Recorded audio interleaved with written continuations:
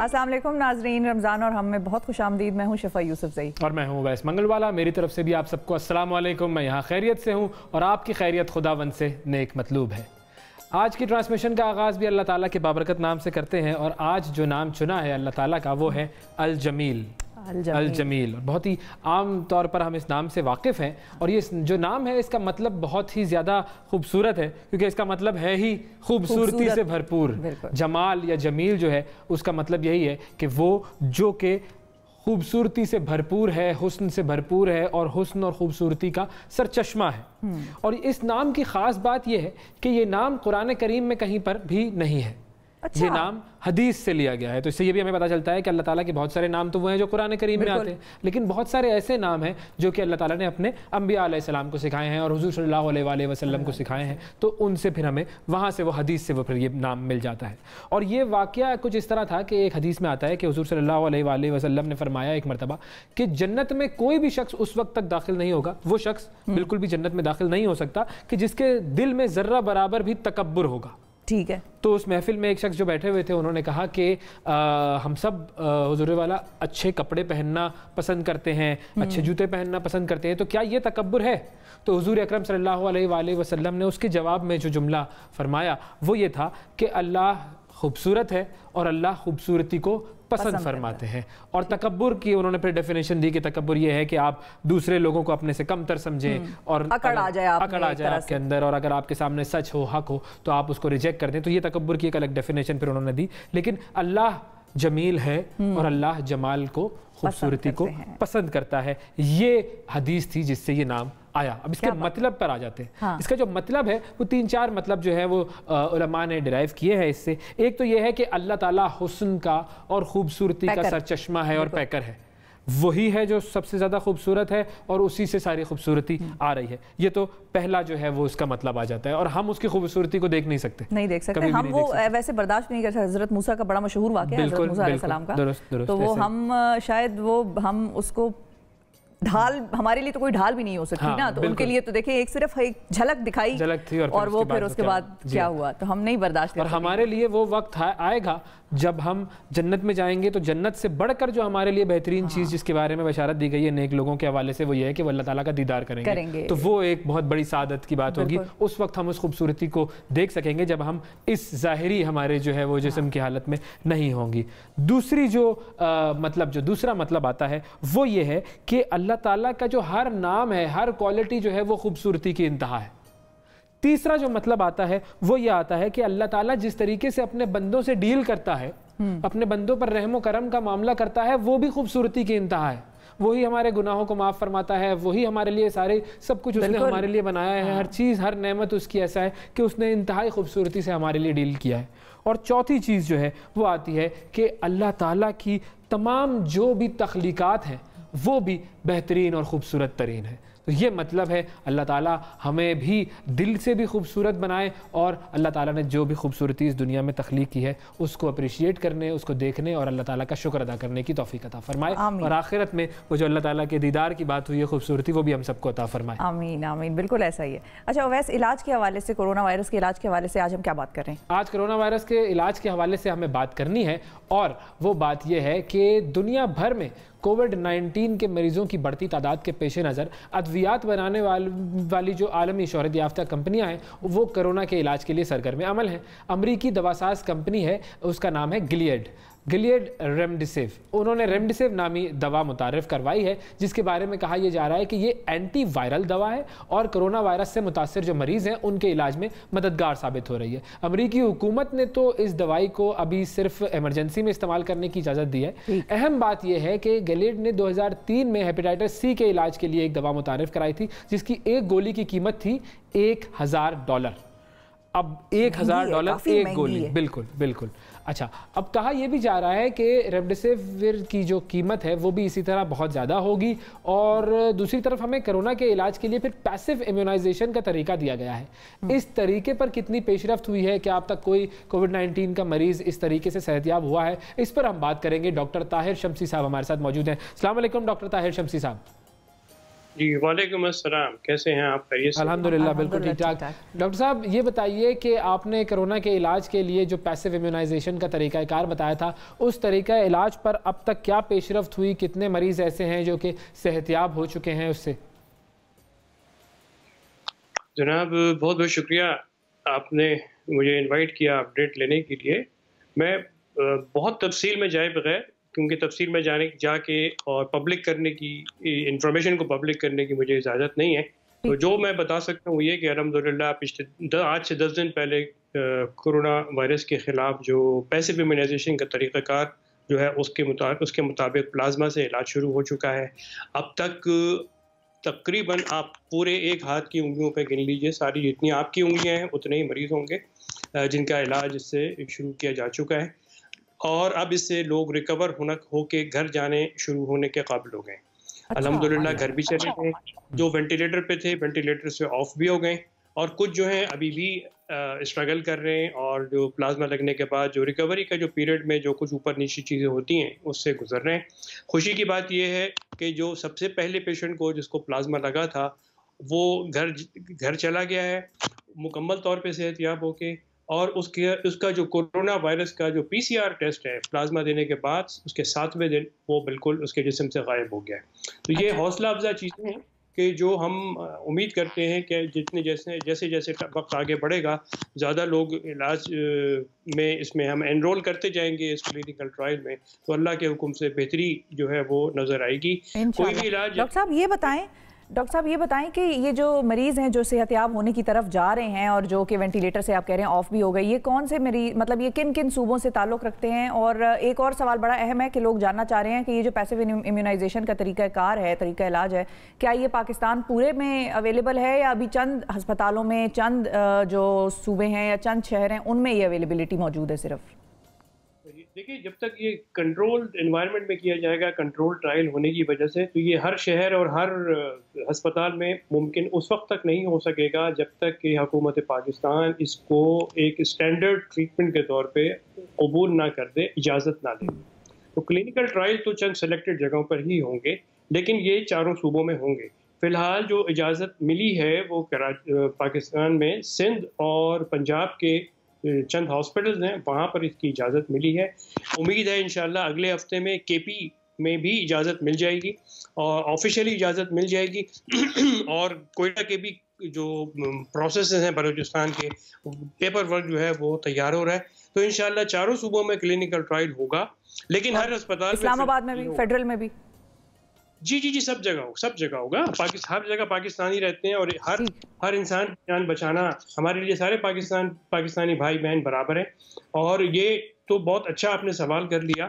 तो इसी प्रोग्राम के तवस्सुत से, मैं आपके चैनल के तवस्सुत से ये उन तमाम पाकिस्तानी बहन भाइयों से अपील करता हूं जो कोरोना वायरस से सेहतियाब होकर घरों को जा चुके हैं कि अब आपके ऊपर ये जिम्मेदारी आ गई है कि अपने उन पाकिस्तानी बहन भाइयों की जानें बचाने के लिए आगे आएं जो कि कोरोना वायरस का न सिर्फ शिकार है बल्कि शदीद बीमार हैं, ICU में हैं। आप तो अल्हम्दुलिल्लाह ICU में नहीं गए, उसके बगैर ही रिकवर हो गए, लेकिन अब ICU में दाखिल लोगों की जानें बचाने के लिए अपना प्लाज्मा डोनेट कीजिए। आपके हर दिए हुए प्लाज्मा से 2 अफराद की जानें बचाने की कोशिश की जाएगी। अल्लाह पाक आपको इसका अजर देगा और हमारी कोशिशों में अल्लाह पाक बरकत दे और लोगों को ज़्यादा से ज़्यादा लोगों को सेहत अता फरमाए। बिल्कुल ठीक है। और ये बात बड़ी अहम है जो आपने बताई कि ज़ाहिर है हर एक का प्लाज्मा ऐसा नहीं है कि उससे डोनेट किया जा सके और उससे ये कोविड-19 के जो मरीज़ हैं उनका इलाज किया जा सके। ये सिर्फ वही मरीज़ हैं जो सेहतयाब हो चुके हैं उनका प्लाज्मा डोनेट किया जा सकता है। तो अभी तक डॉक्टर साहब ये बताइए कि जो मरीज़ जिनसे आप लोग राब्ते में होंगे या हुकूमती जो नुमाइंदे हैं वो राब्ते में होंगे उन मरीज़ों से जो कि सेहतयाब हुए हैं, तो उनका रिस्पॉन्स क्या है? वो प्लाज्मा डोनेट करने के लिए कितनी हद तक राज़ी होते हैं और अब तक क्या रिस्पॉन्स रहा है? कि मिला जुला रिस्पॉन्स है। बहुत से लोग जो हैं जब उनको बताया जाता है, उनकी बात समझ में आ जाती है, तो एक दफ़ा नहीं कई दफ़ा आके प्लाज्मा डोनेट कर चुके हैं और अच्छी खासी तादाद लेकिन ऐसे लोगों की है जो अभी तक हमारी बात को समझ नहीं पाए हैं। तो इनकी आसानी के लिए मैं बता दूं, ये कोई तकलीफ दे तरीक़ाकार नहीं है। प्रोसीजर अगर बता देंगे तो लोगों में मजीद जो कन्फ्यूजन है वो खत्म हो जाएंगी। बिल्कुल ठीक है। प्लाज्मा देने के दौरान आपको कोई तकलीफ नहीं होगी, प्लाज्मा देने से आपको कोई कमजोरी नहीं होगी, आपको कोई नुकसान नहीं पहुंचेगा। वो लोग जो मल्टीपल टाइम प्लाज्मा देते हैं इस कोरोना से रिकवर होने के बाद, हर हफ्ते में 1 दफ़ा प्लाज्मा दे सकते हैं, ज़्यादा से ज़्यादा 4 या 5 दफ़ा आप प्लाज्मा दे सकते हैं और आपको कोई नुकसान नहीं पहुंचेगा। ये प्रोसीजर तकरीबन 45 मिनट से 1 घंटे का प्रोसीजर है प्लाज्मा निकालने का। इसमें आपका जो अपना ब्लड है वो वापस आपके जिस्म में डाल दिया जाता है। सिर्फ और सिर्फ उसका पानी हम एक मशीन के जरिए अलग करते हैं और यही पानी जो है जिसको हम प्लाज्मा कहते हैं, ये लोगों की जानें बचाने के लिए बेहद ये अहम किरदार अदा कर रहा है सारी दुनिया में। ठीक है। अच्छा डॉक्टर साहब, ये भी बताइए कि अगर वो डोनेट करना चाहें प्लाज्मा तो कहाँ राब्ता कर सकते हैं?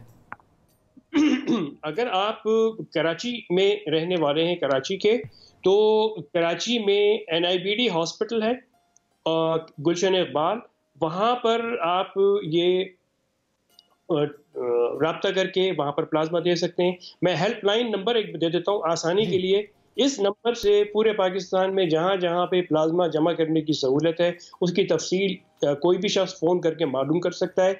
अगर आप कहें इजाज़त हो आपकी तो मैं बता दूँ। 0333 297 6390।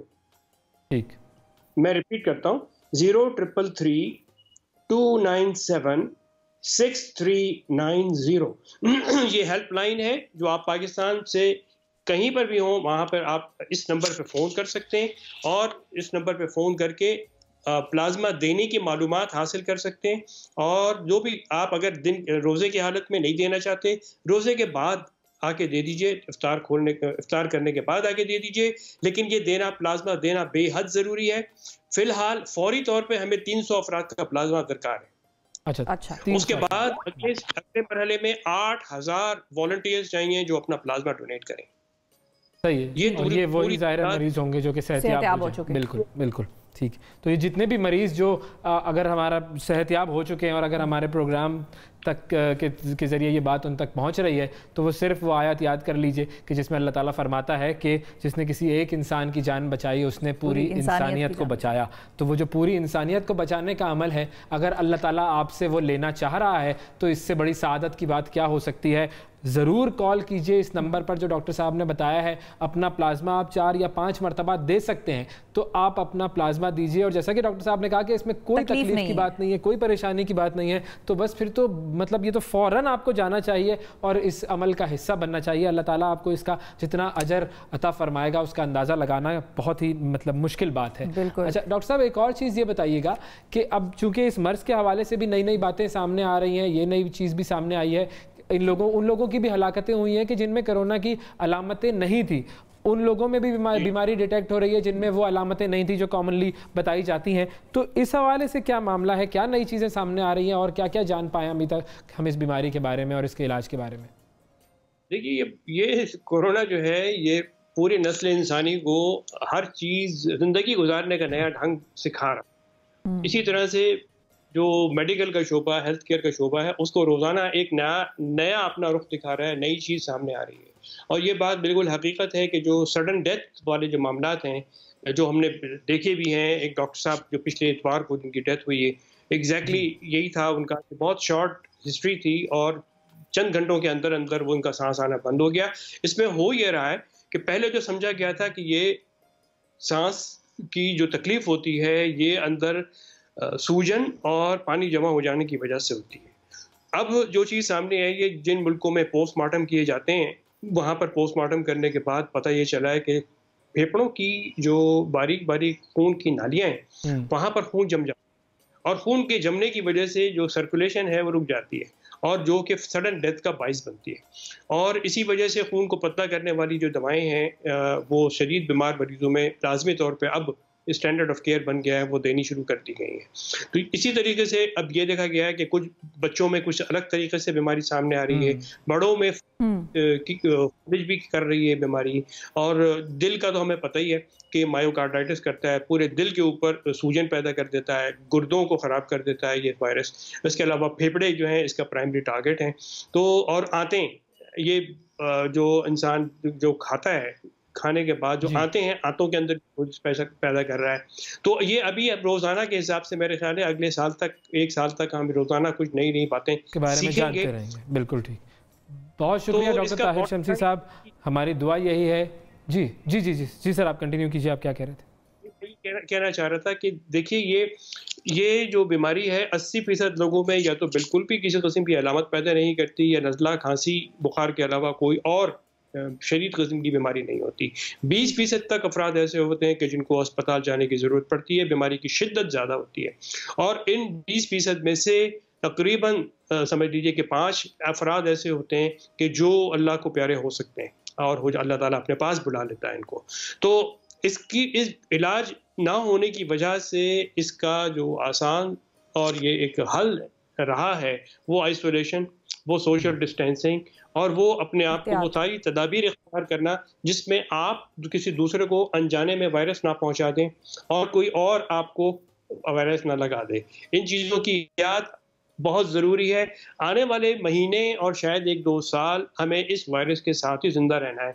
इस वायरस के साथ ज़िंदगी गुजारने का नया ढंग है जो हमें सीखना है, और उसके ऊपर अमल करके अगर हम अपनी ज़िंदगी को गुजारेंगे तो हम बहुत हद तक इस बीमारी से बचे रहेंगे और इसको काबू में करने में इंशाअल्लाह कामयाब हो जाएंगे।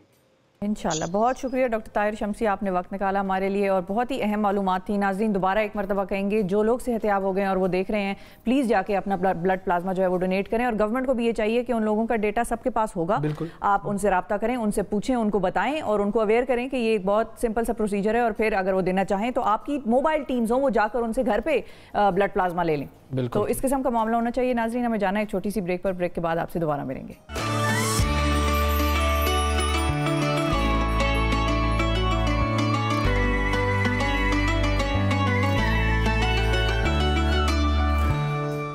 Welcome back to the show. नाजरीन, मारूफ कवाल अमजद साबरी साहब को मद्दाहों से बिछड़े 4 बरस बीत गए। इस्लामी कैलेंडर के मुताबिक 16 रमज़ानुल मुबारक को दहशतगर्दों ने उन्हें कराची में निशाना बनाया था और वो उस हकीकी सजा मिले थे। बिल्कुल मुझे याद है वो दिन, मैं उस दिन प्रोग्राम कर रहे थे हम, और उससे पहले भी हमने जब वो ट्रांसमिशंस उनके साथ की रमज़ान की, तो उनकी पर्सनैलिटी और उनकी जो खासियतें थी वो आज भी फ़ौरन जहन में आती हैं। और आप कहते हैं कि वाकई किस कदर दोस्तों का दोस्त और मोहब्बत करने वाला शख्स हमसे आपने करीबी टाइम उनके साथ गुजारा। बिल्कुल बिल्कुल बिल्कुल वाकई, और वो आज भी याद हैं। और जो उनकी बातें थी, जो उनकी मुस्कुराहट थी, और जिस तरीके से वो दोस्त बना लेते थे लोगों को। अच्छा, उनको जो लोग जानते हैं ना, उनके बारे में एक वर्ड यूज करते हैं, मासूम इंसान। मासूम इंसान, मोहब्बत करने वाले इंसान। बिल्कुल बिल्कुल। एक रिपोर्ट देखते हैं उनके हवाले से छोटी सी।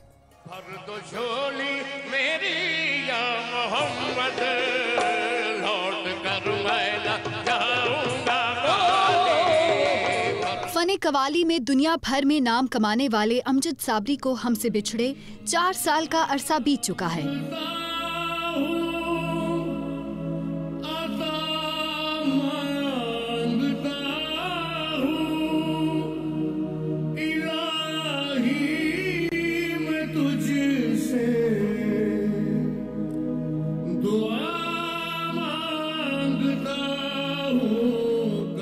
लेकिन समातों में रस खोलने वाली आवाज आज भी लाखों करोड़ों शायकीन कवाली के सीने में दिल बनकर धड़क रही है।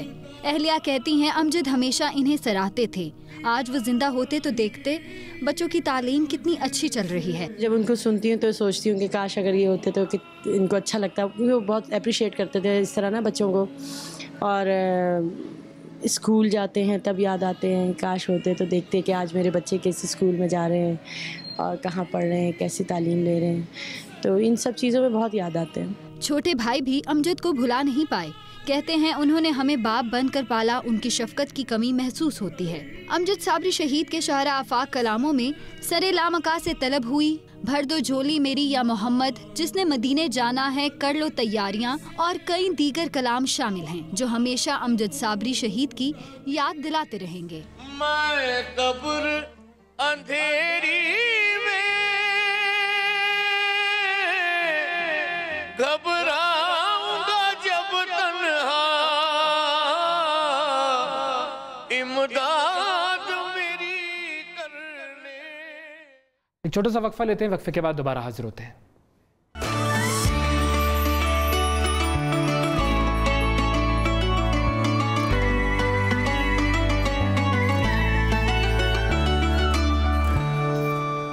वेलकम बैक रमज़ान और हम में एक मरतबा फिर खुशामदीद। ज़िंदगी का मकसद अल्लाह ताला की इबादत और इसकी किबरियाई का इकरार है। जावेद बशीर ने अपनी खूबसूरत आवाज़ में अल्लाह ताला की किबरियाई बयान की है।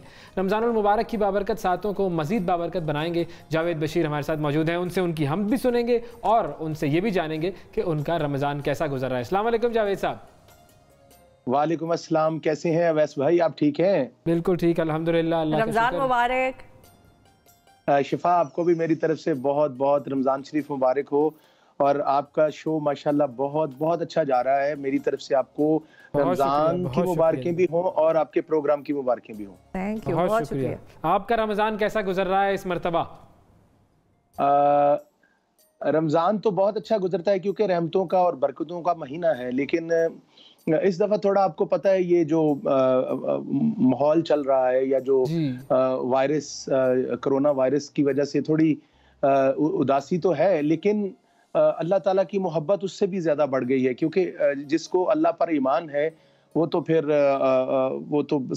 सारी चीज़ें पीछे रह जाती हैं। मैं बहुत इंजॉय कर रहा हूँ रमज़ान शरीफ का क्योंकि अल्लाह ताला का बहुत पाक महीना है और बड़ी रहमतों वाला महीना है और मेरी दुआ है अल्लाह ताला पूरी दुनिया में अमन, मोहब्बत, प्यार और जिस तरह अल्लाह ताला और नबी अकरम सल्लल्लाहु अलैहि वसल्लम का हुक्म है हमें उसी तरह ज़िंदगी गुजारने की अल्लाह तौफीक अता फरमाए। तो आपके क्या मामूलात होते हैं आजकल रमज़ान मुबारक में? मेरे मामूलात आम लोगों की तरह ही है, रोज़ा रखना, फिर इफ्तार करना, खजूरें, जूसेस और मतलब सुबह उठ जाना, उठ के दोपहर को बच्चों को भी ध्यान से रखना और मेरी वाइफ बहुत मतलब केयरिंग है, वो बहुत अच्छा मेरे से मतलब बहुत काम करवाती होंगी वो तो आपसे। बहुत अच्छा नहीं, वो केयरिंग तो है, आप कितना केयरिंग है? जाहिर है जितना गुड़ डालते हैं इंसान उतना ही मीठा होता है। मैं भी बहुत केयरिंग हूँ क्योंकि इसमें तो एक ये भी यानी कि जो शरबत वगैरह बनते हैं इफ्तार के लिए उसमें गुड़ आप ही मिलाते हैं? नहीं, गुड़ का शरबत तो मैं नहीं पीता, लेकिन किसी जगह गुड़ का शरबत भी चलता है, जाहिर है गुड़ भी मीठा है। तो आपका कितना जो है वो साथ देते हैं आप उनका जब वो किचन में होती हैं और अच्छे अच्छे पकवान बना रही होती हैं? मैं अनफॉर्चुनेटली मैं इतना साथ नहीं देता उनका किचन में, लेकिन ऊपर वाला जो सामान होता है ना, जो ऊपर वाली चीजें होती हैं उनकी मैं बहुत टेक केयर करता हूँ बिकॉज वो मेरी ड्यूटी है, वो मेरा फर्ज है। मैंने अपनी वाइफ के साथ मैं बहुत इंजॉय करता हूँ। She is such A amazing person in the world. I can't explain how much she is very very very talented. ऐसा ही होना चाहिए ना, पार्टनर जिसको अच्छा मिल जाए उसकी तो जिंदगी संवर जाती है। बिल्कुल बिल्कुल ऐसा ही है। अच्छा ये बताइए, शिफा ने बिल्कुल सही बोला, शिफा ने बिल्कुल सही बोला। जी हाँ। मैं दरअसल चाह रही हूँ कि आप लोग की कोई किसी किस्म की कोई लड़ाई ना हो, वरना इसमें मैं जरा चिंगारी भी डाल सकती थी। हाँ सही बात है, वो तो डाल सकते हैं। मुझे लगता है आप लड़ाई करवा देंगी। करवा दूंगी। ये क्वालिटी है इनमें, अभी इन्होंने रमजान की वजह से जरा रोका हुआ है खुद को माशाल्लाह। हाँ बिल्कुल, वो कहते हैं ना वो शयातीन को बंद कर दिया जाता है, तो उस किस्म की जो आदत है वो भी बंद हो जाती है। अच्छा, अब चूंकि आपका तो सारा काम जो है वो अपने गले को इस्तेमाल करने का है, तो आपके लिए तो बड़ा मुश्किल हो जाता होगा रमजान में अपने आप को ये सारी ऑयली चीजों से रोकना और शरबत और ठंडा जो कुछ भी होता है मामलात। तो आपकी अफ्तार जो है वो तो बड़ी सादा होती होगी या नहीं, आप फिर जाते हैं तमाम चीजों की तरफ रोकनी? मुझे भी लगता है अवैस भाई, आप पीछे से आप भी मुझे गायक लगते हैं। आपने इतना अच्छा सवाल पूछा है मुझे, तो आप भी मुझे गायकों मतलब गायक ही लगते हैं। हाँ, अच्छा सवाल है कि रमजान शरीफ में वैसे तो ऑयली चीजें आपको पता, समोसे, पकौड़े, खिचौरियां और पता नहीं क्या क्या चीजें होती हैं, लेकिन मैं नहीं खा सकता बिकॉज मेरे स्टमक का थोड़ा प्रॉब्लम है। फिर गले को भी अफेक्ट करती हैं ये चीजें। तो मैं बड़ी सादा, बहुत सादा ग़िज़ा लेता हूँ, जिस तरह खजूर और शरबत और शहद और कोई आजकल तो मैं मतलब मटन चिकन भी नहीं खा रहा, सब्जियां खा रहा हूँ और इस तरह की चीजें। ठीक है, यानी कि पूरी परहेजी डाइट एक तरह से आप करते हैं, तो उसका तयन हम कर लेते हैं ना। हम इधर देख लेते हैं, अभी आपसे करवा लेते हैं, आजमा लेते हैं, हम भी पता चल जाएगा कि आप कितना परहेजी डाइट खा रहे हैं। बिल्कुल। तो अगर जैसे हाँ, जैसे आपने कहा ना कि भाई वो मैं भी कुछ गायक जैसा ही लगता हूँ, तो मेरा गला तो नहीं, मेरा दिल गा रहा होता है। और अब मैं ये चाहूंगा कि हम आपके साथ हमारे दिल गाएं। हाँ बिल्कुल, आपके साथ हमारा दिल भी हमद पढ़े, जो आपकी अल्लाह जो हमद है वो अगर सुना दें। अवैस भाई ये एक राग बेस्ड है, अल्लाह हो, अल्लाह हो। इसको अच्छा। बुजुर्गों ने गाया ही ऐसे है, अल्लाह हो अल्लाह जले शान अल्लाह, तेरो नाम लिए होवे मोरी तसल्ला, तू रहीम तू करीम तू सत्तार तू गफार, रिमझिम बरसे नूरे तजल्ला। तो ये राग भैरों में है, क्योंकि ये टोटली क्लासिकल पे डिपेंड करती है, लेकिन मैंने इसको थोड़ा हम क्योंकि रमजान शरीफ था तो मैंने हम के तौर पे इसको रिलीज कर दिया है। मैं सुनाता हूँ आपको आपकी इजाजत से। जनाब जरूर। रे रे ना ला ला रे ना रे रे दे ना दा रे रे रे ना रे रे ना रे रे अल्लाह हो अल्लाह अल्लाह हो अल्लाह जले शान अल्लाह अल्लाह हो अल्लाह जले शान अल्लाह तेरो नाम लिए मोरी होवे तसल्ला अल्लाह हो अल्लाह जले शान अल्लाह तेरो नाम लिए मोरी होवे तसल्ला तू रहीम तू करीम तू सत्तार तू गफार तू रहीम तू करीम तू सत्तार तू गफार रिमझिम बरसे नूरे तजल्ला अल्लाह अल्लाह जले शान अल्लाह सारे गा ने दारे गा सारे गा ने दारे गा ने दारे दारे गा गा गा मा मा रे रे रे मा मा रे रे मा सा सा रे रे ने ने जा मा मा मा मा रे रे रे मा मा रे रे रे गा मा बा बा बा सा सा बा बा मा मा ने ने बा बा दा दा रे रे रे ने ने ने दा दा दा ने दा दा ने दा दा ने दा रे रे रे दा दा ने दा धा दा पा पा दा दा रे रे रे मा मा मा दा दा दा बा pada ni ni da ni da ba ba da ni ni da ni ni da ni ni da ni ni da ni da ba da ma ma ba ga ga ba re ga da da ni ni da re ga ni ni da re ga ni ni da re ga ga re da ni da re ga ba ba ba ba ma pa da ma ma pa ni ni da da ni re re da ni da re re re re re da ni da pa ma pa pa ma pa ma pa ma pa ma ga re da ni da Allah ho Allah jale शान अल्लाह तेरो नाम लिए मोरी होवे तसल्ला अल्लाह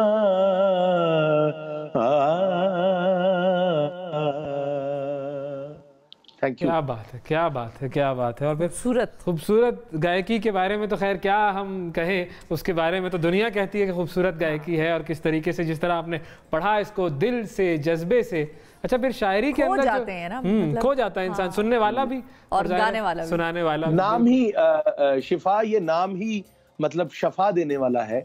तो इसमें तो वो मतलब एक नेचुरली तौर पे ही आप में एक रूहानियत, एक एक कैफियत और एक लिंक जुड़ जाता है। आई थिंक बिल्कुल बिल्कुल बिल्कुल। और फिर वो जो अल्फाज का चुनाव जिस तरीके से किया हुआ था इसमें कि अल्लाह के साथ, क्योंकि हम तो नॉर्मली उर्दू में तसल्ली या तजल्ली के अल्फाज इस्तेमाल करते हैं, तो उसके आखिर में भी तसल्ला और तजल्ला करके उसको जिस तरह जोड़ा है तो वाकई बड़ा खूबसूरत।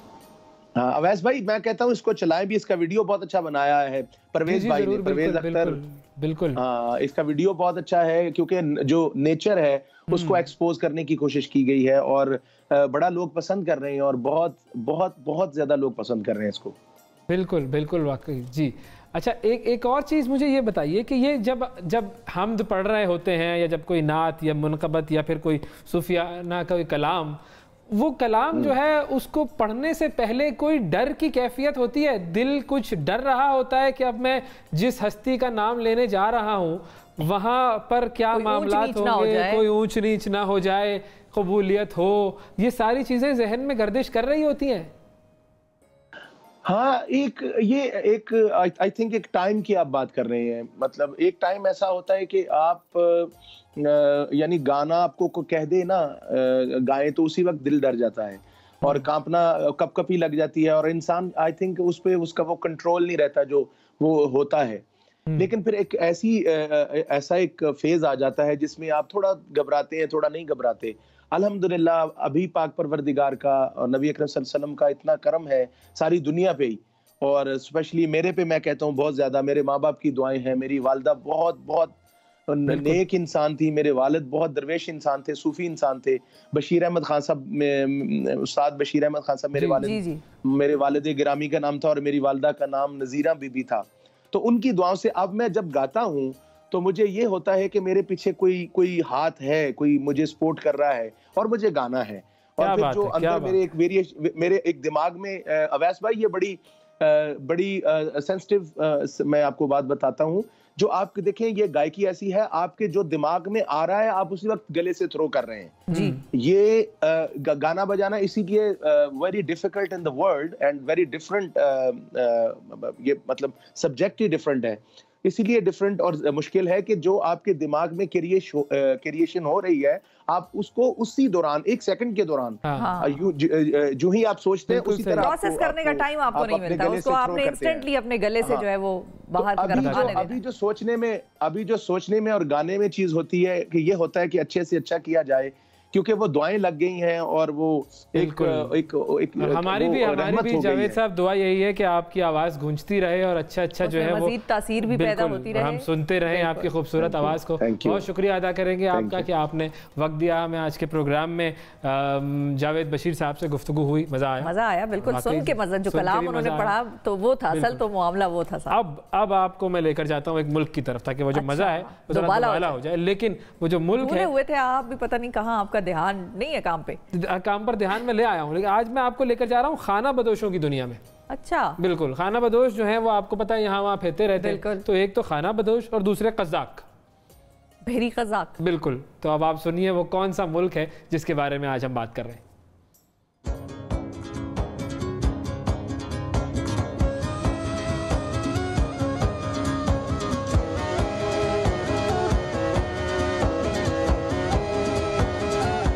आज का काज़ाकिस्तान खाना बदोशों की बस्ती हरगिज़ नहीं लगता, अगरचे इसे काज़ाकिस्तान इसीलिए कहा जाता है कि ये खाना बदोश कौम कज़ाक की सरजमीन है।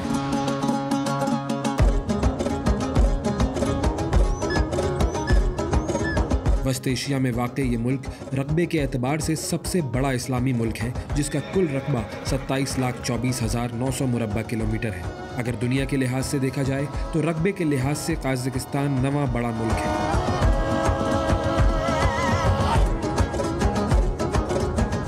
अक़वाम मुत्तहिदा के शुमारियात के मुताबिक इस मुल्क की आबादी 1,87,00,000 से ज़ायद है। आबादी के लिहाज से दुनिया में इसका नंबर 62वां है। काज़ाकिस्तान की कौमी ज़बान काज़िक है, लेकिन मुल्क में बड़ी तादाद रूसी ज़बान बोलने वालों की है। मुल्क की 70% आबादी मुसलमान, 26% ईसाई और बाकी 4% किसी मज़हब से ताल्लुक़ न रखने वालों की है। काज़ाकिस्तान खुश्की से महसूर दुनिया का सबसे बड़ा मुल्क है, जिसके शुमाल में रूस, मशरिक में चीन, जुनूब मशरिक में किर्गिस्तान, जुनूब में उज़्बेकिस्तान और तुर्कमानिस्तान और जुनूब मगरिब में बहर क़ज़वैन या कैस्पियन सी वाक़ है।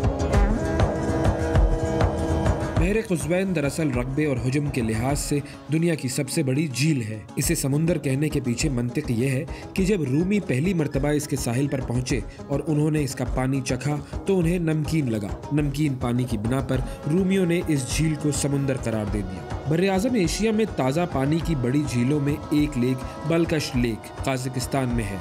ये झील दुनिया की 15वीं सबसे बड़ी झील है। काज़ाकिस्तान की तरेश वैली को गेंदों की वादी कहा जाता है। इसकी वजह यह है कि यहाँ पत्थरों की शक्लें गेंदों की तरह हैं। माहिरीन की राय अपनी जगह, मगर यहाँ के लोगों का ख्याल है कि कदीम दौर में काज़ाकिस्तान की सरजमीन पर जब बाहर से किसी ने हमला किया तो यहाँ के देवकामत जंगजू इरसरी ने इन गेंदों को अपनी गन में डालकर दुश्मन से जंग लड़ी थी। इन गेंदनुमा पत्थरों की जसामत कार जितनी है। एक वक्त में बुहेराए अरल काज़ाकिस्तान में दुनिया की चौथी बड़ी झील थी। दरियाए सायर और दरियाए आमू इसमें गिरते थे। सोवियत दौर में इस झील से कपास की फसलों को सैराब करने के लिए कई नहरें निकाली गईं। इस तरह 1988 में काज़ाकिस्तान दुनिया में कपास पैदा करने वाला सबसे बड़ा मुल्क बन गया। मगर समुंदर का पानी कम होने लगा और एक वक्त ऐसा आया कि इस समुंदर का सिर्फ 5% पानी बाकी रह गया। अब सूखे हुए समुंदर की जमीन ने सहरा की शक्ल इख्तियार कर ली है।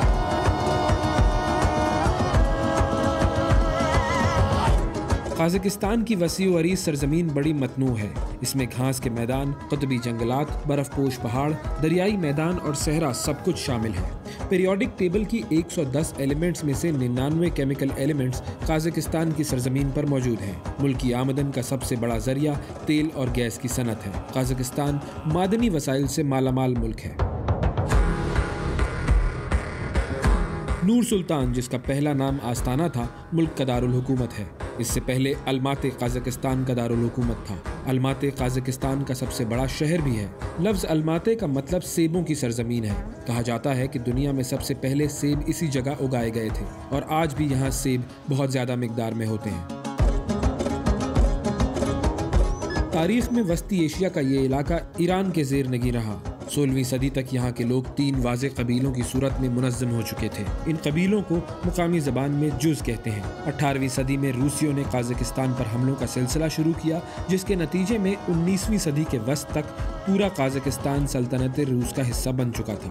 काज़ाकिस्तान ने 16 दिसंबर 1991 को सोवियत इत्तेहाद से अपनी आज़ादी का ऐलान किया। ये सोवियत इत्तेहाद से अलग होने वाली इसकी आखिरी रियासत थी। सोवियत दौर के रहनुमा नूर सुल्तान मुल्क के नए सदर बने। आज़ादी के बाद से 2019 तक नूर सुल्तान ही मुल्क के सदर और सुप्रीम लीडर रहे। मार्च 2019 में कासिम जोमार्ट तोकायेव मुल्क के सदर मुंतखब हुए, जो काज़ाकिस्तान के मौजूदा सदर हैं। काज़ाकिस्तान में दुनिया की पहली और सबसे बड़ी खला में रॉकेट भेजने की सहूलत मौजूद है, जो 1950 में रूस ने बनाई थी और ये अब तक काम कर रही है। काज़ाकिस्तान दुनिया के उन 4 ममालिक में शामिल है जो अपने एटमी हथियारों से रज़ाकाराना तौर पर दस्तबरदार हुए।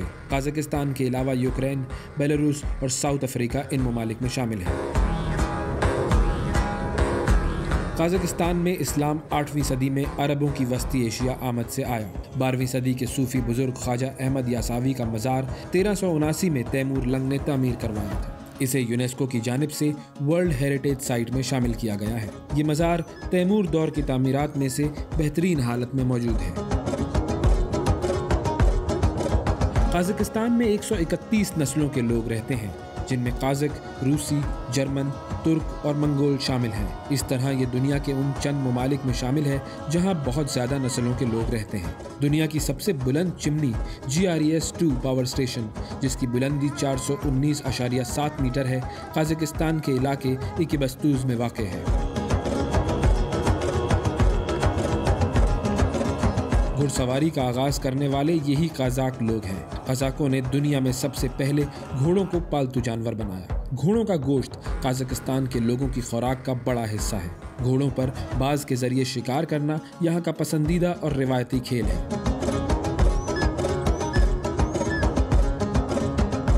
घोड़ी का खमीर शुदा दूध मुल्क का कौमी मशरूब है। समुंदर न होने के बावजूद काज़ाकिस्तान की बहरी फौज भी मौजूद है, जिसे कज़ाक नेवल फोर्स कहा जाता है।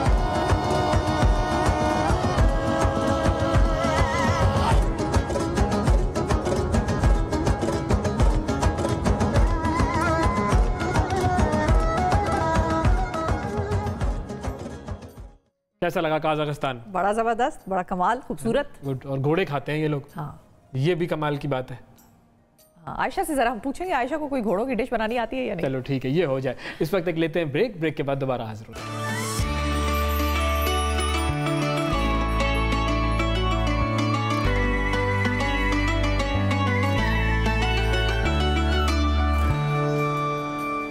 Welcome back to the show नाजरीन। आज एक और बड़ा ख़ास दिन है और उस ख़ास दिन के मौके की मुनासबत से एक शेर है जो मुझे बड़ा पसंद है, वो मैंने सोचा कि आज हम पढ़ेंगे। तमाम माओं को भी डेडिकेट करते हैं, दादियों को, नानियों को, जो माँ है, जवान माँ है, बुजुर्ग माँ है, सबको डेडिकेट करते हैं। उतरने ही नहीं देती मुझ पर कोई आफत, मेरी माँ की दुआओं ने आसमान को रोक रखा है। अगर माँ से कोई चीज़ हम जोड़ेंगे ना, कोई फीलिंग, कोई भी चीज़ जोड़ेंगे तो वो उसकी दुआओं होंगी जिसने अपनी औलाद पर आती हुई बड़ी बड़ी मुसीबतें, बड़ी बड़ी आजमाइशों को ढाल की तरह रोका हुआ है। बिल्कुल दुरुस्त फरमाया आपने। अब माँ वो हस्ती है जिसको लफ्ज़ों में हम बयान नहीं कर सकते, उसके कदमों के तले जन्नत करार दे दी गई है। हम मुंह से तो बहुत कुछ कहते हैं माँ की मोहब्बत में, लेकिन जब उनके हुकूक पूरे करने की बात आती है या उनकी फर्माबरदारी करने की बात आती है तो बहुत सारे ऐसे, बल्कि हम सब ऐसे हैं कि जो के हुकूक पूरे नहीं करते और ना ही उस तरह फर्माबरदारी करते हैं कि जिस तरह फर्माबरदारी की जानी चाहिए। क्या वजह है कि माँ के कदमों तले जन्नत रखी गई? माँ की खिदमत के बारे में हमारा दीन क्या कहता है, क्या तालीमात हैं? नाफरमान औलाद, अपने माँ बाप की नाफरमान औलाद, उसके हवाले से दीन क्या कहता है, इस पर हम बात करेंगे। हमारे साथ मजहबी स्कॉलर राजा ज़िया साहब मौजूद हैं। अस्सलाम वालेकुम। वालेकुम अस्सलाम वरहमतुल्लाह।